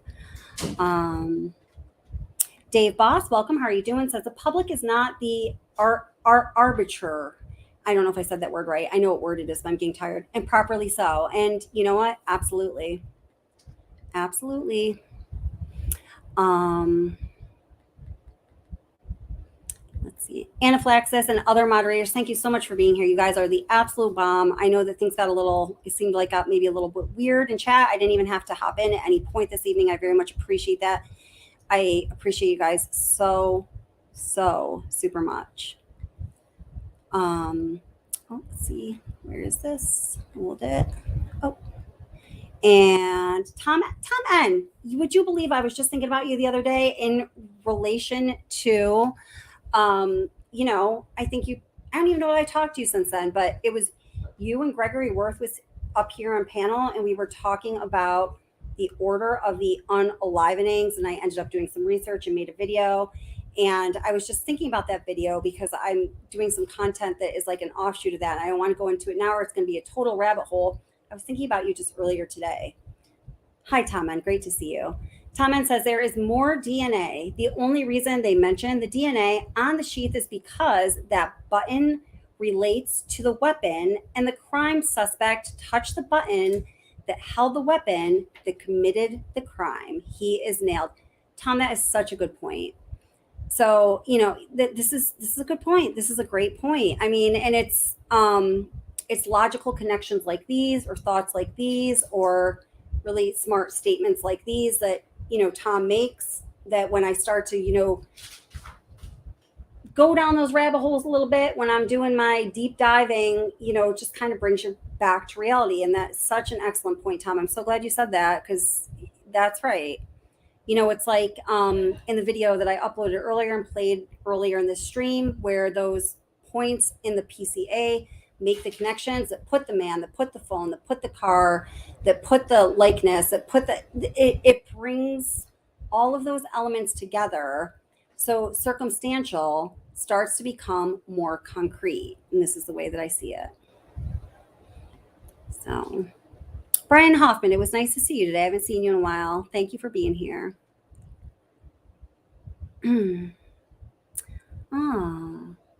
Oh.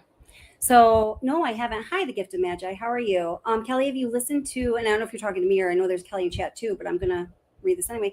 Have you listened to the King Road Killings podcast? His cohort spoke out. His personality was off. And I'm not sure who you're talking about, because you could be talking about BK, but you could be talking about you could be talking about a number of people. I was just making an assumption, but I actually hadn't even heard of that podcast. So they're getting a little shout out there. And I myself am also going to check it out. So thank you very much, the Gift of Magi, for bringing that to our attention. Good night, V-Slams. I've seen your sweet little hearts during the stream. I appreciate that. Okay, so then we have here Ratch. Is that how we say it? Beautiful kitty cat. Oh my goodness. Look at those beautiful green eyes. My best friend has a cat that looks very much like that. Beautiful cat. Says, I feel like BK is undercover and being used as a decoy to please the public, but not enough evidence to convict him to guarantee he gets off.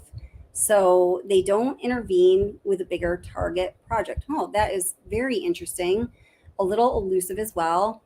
And certainly a different opinion than my own, but we are about different opinions here. So, it's all good. Midge Elkins says, I still believe BK is going to take the plea deal and we'll never know the true facts. Oh, Midge Elkins, that makes me want to go bang my head against a brick wall. Like, you have no idea. Like, I'm starting to see the Watts case swirl around in my head over and over and over again. And this case cannot turn out like that. Because could you imagine this that we're doing right now going on for, well, gosh, the Watts case will be 5 years in August, for another 5 years and then some. Oh my God. Thank you, Midge. And thank you for being you and for all that you do. Yeah, Mick J is right with me on that. Says Midge Elkins, I hope not, or be another Watts. Yes. Oh my God. So the Gift of Magi says, Kelly, he asked his classmate out multiple times and he was rejected. His class knew he was off. I don't think Maddie was the only one. Yes, I think that's a great point. I'm definitely going to check out that podcast you referred to. I have heard like similar things, people saying things like that about him. And I think I agree with that.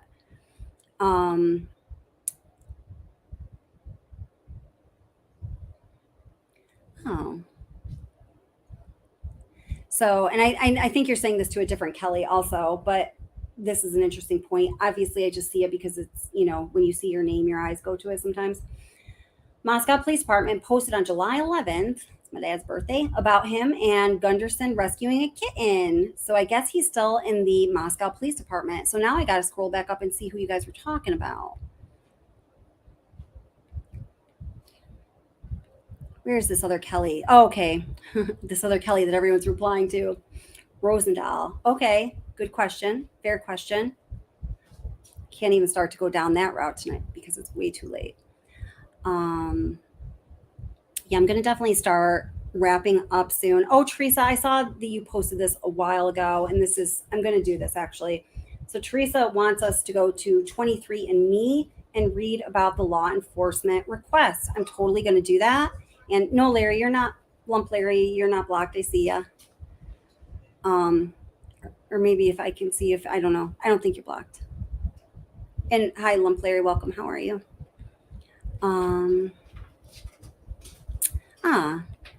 Brian Hoffman says, Jeannie, I think the public will not tolerate them offering him a plea. Well, I don't know if we have to tolerate it, do we?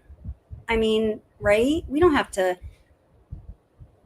be in favor of him. It's not like a democratic issue, right? I don't think that we need to be behind it. I think that the prosecution, I think always in good faith consults with the family members of the victims, is in touch with what it is their community wishes, so their immediate community feels as though justice was served.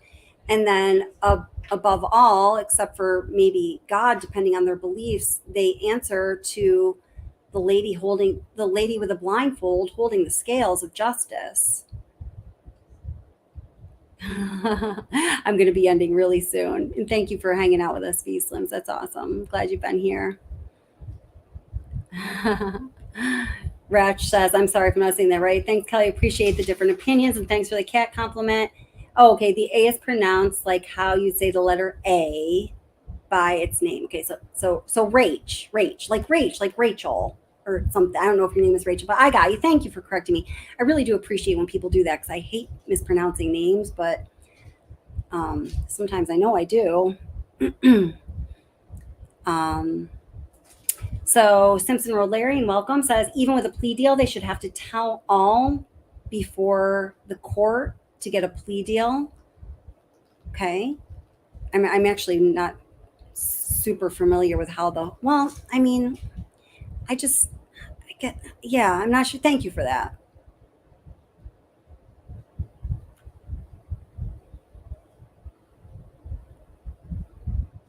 Oh, well, Ponder Payne says, with all due respect, if a subscriber is invited to the panel to discuss opinions and share perspective, let them finish before you interrupt and correct with what you speculate to be truth.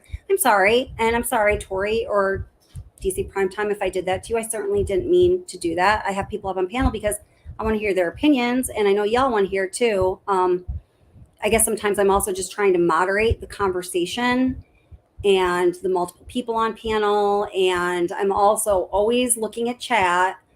I know I'm one of the silly channel creators who does that during the whole live stream, but I can't help it because I really truly want to know exactly what you guys are saying, what you're thinking, where your pulse is.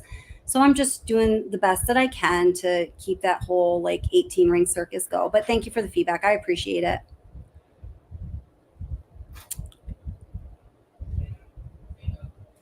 Yeah, I mean, Kelly says, we don't know what weapons were used. They took Chapin's golf clubs. There is a thing with Chapin's golf clubs, and that is legitimate. They were held on to, and that's really all I know about that. But I mean, that's legit. Hey, Purple Rain, welcome. Great to see you here. I'm so glad that you're here, and I hope you enjoyed chat or the content, or I'm not sure when you got in here, but welcome. We are very happy you're here.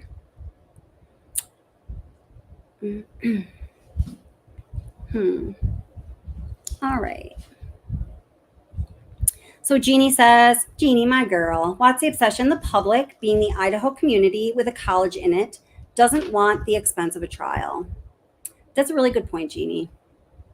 My brain wants the closure of a trial, but my brain has no dog in the game here, right? I can absolutely see that being the case, and that is a really important perspective to bring us back to reality and what is important. So I thank you so much, Jeannie.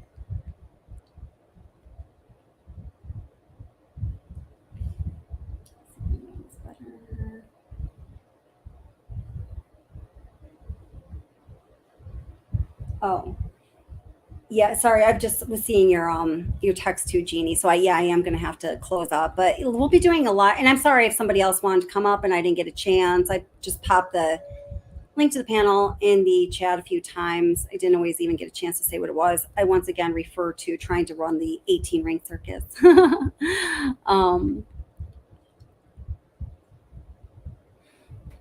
Let's see. Oh, hey, Cindy, thank you so much. I really appreciate that. Thank you for your support. I always see your comments. I always see you in chat, and I very much appreciate you, Cindy.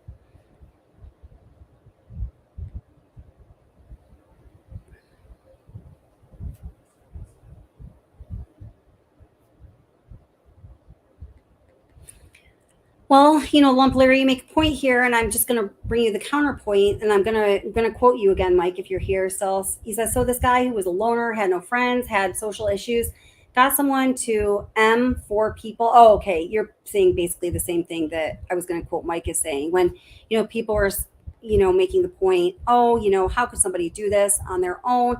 He must have had help. I don't know how many times I've quoted Mike, and whatever he said, the spirit of what he said was, this guy couldn't even have a conversation maintaining eye contact with another person. How would he be able to work so closely with somebody to, plan something like this? Hi, Agenda 30. How are you doing? With the cameras and still photos that are available, it could be any white car, and he missed all the street cameras in Moscow. I'm not sure exactly what that pertains to, but a white Elantra, white car is one of the most top two common colors of car, being that and gray. Elantras are one of the most common economy cars. I had the stats on that I presented earlier. And that's certainly why we are hoping that they have the right person. And if this is the right person that they have in custody right now, that they have evidence that is going to convince any reasonable person beyond a reasonable doubt that it was him, because our rights as citizens of humanity and citizens of this country, if you do live in this country, are precious, and they must be fought for. They have been fought for, and we must continue to fight for them as though someone was trying to take them out from right beneath us. And I know some people do feel that way and some people don't. But, since this man, and I do think it's him, I do think he's guilty. But, if it's not, our panelist Tori made a good point. He has been tried by the public. He has been convicted by the public. And we hope after all of this, we hope that everything that's going on is not just pomp and circumstance, and that they have something hardcore, legitimate, solid, and scientific, or whatever pushes you beyond a reasonable doubt to support the charges that are against Bryan Kohberger. All right, guys. So I'm going to do another live stream at some point this week. Tonight is Sunday, so it's probably going to be either Tuesday or Thursday. I have something going on Wednesday evening. And I really appreciate y'all being here. Thank you to those of you who are watching the replay. Moderators, thank you most of all. Subscribers, members, people just checking us out. Go ahead and click subscribe. Try us out again. I hope everyone felt comfortable here. Rosie, you're always so sweet with your closing messages. I just want to read this. Rosie's one of our moderators. She says, take care, everyone. Feel your personal best. Stay safe, lock all your doors and windows, and choose kindness, please. Special thank you to all mods. And to you too, of course, Rosie, for your hard work. And I absolutely echo that sentiment. And I feel like I don't thank y'all enough, but I can't thank you enough. So thank you so much. And hi, Arlene. I don't know if I got to say hi to you tonight. I saw you in chat there. So yeah. Everybody, please take care, and take care of yourself and those that you love. But most of all, please take care of yourself, because life is hard and you should take care of yourself. You deserve it. This is Kelly from Watch the Obsession. Thanks for taking time to watch this video. There are more answers than you know. I'd like to take a moment to thank all of the channel members. I appreciate you guys so much. If you'd like to become a channel member, the link is below. And to everyone in the live chat tonight or watching the replay, thank you so much for your support.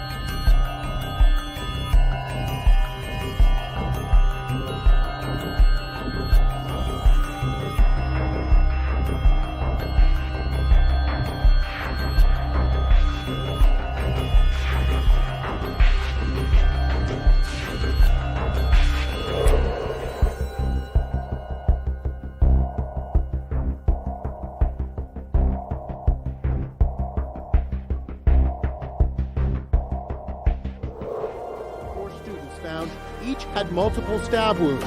Some had defensive wounds, showing they fought with the attacker. And there was no sexual assault. County Coroner Kathy Mabbutt is describing the murders as personal.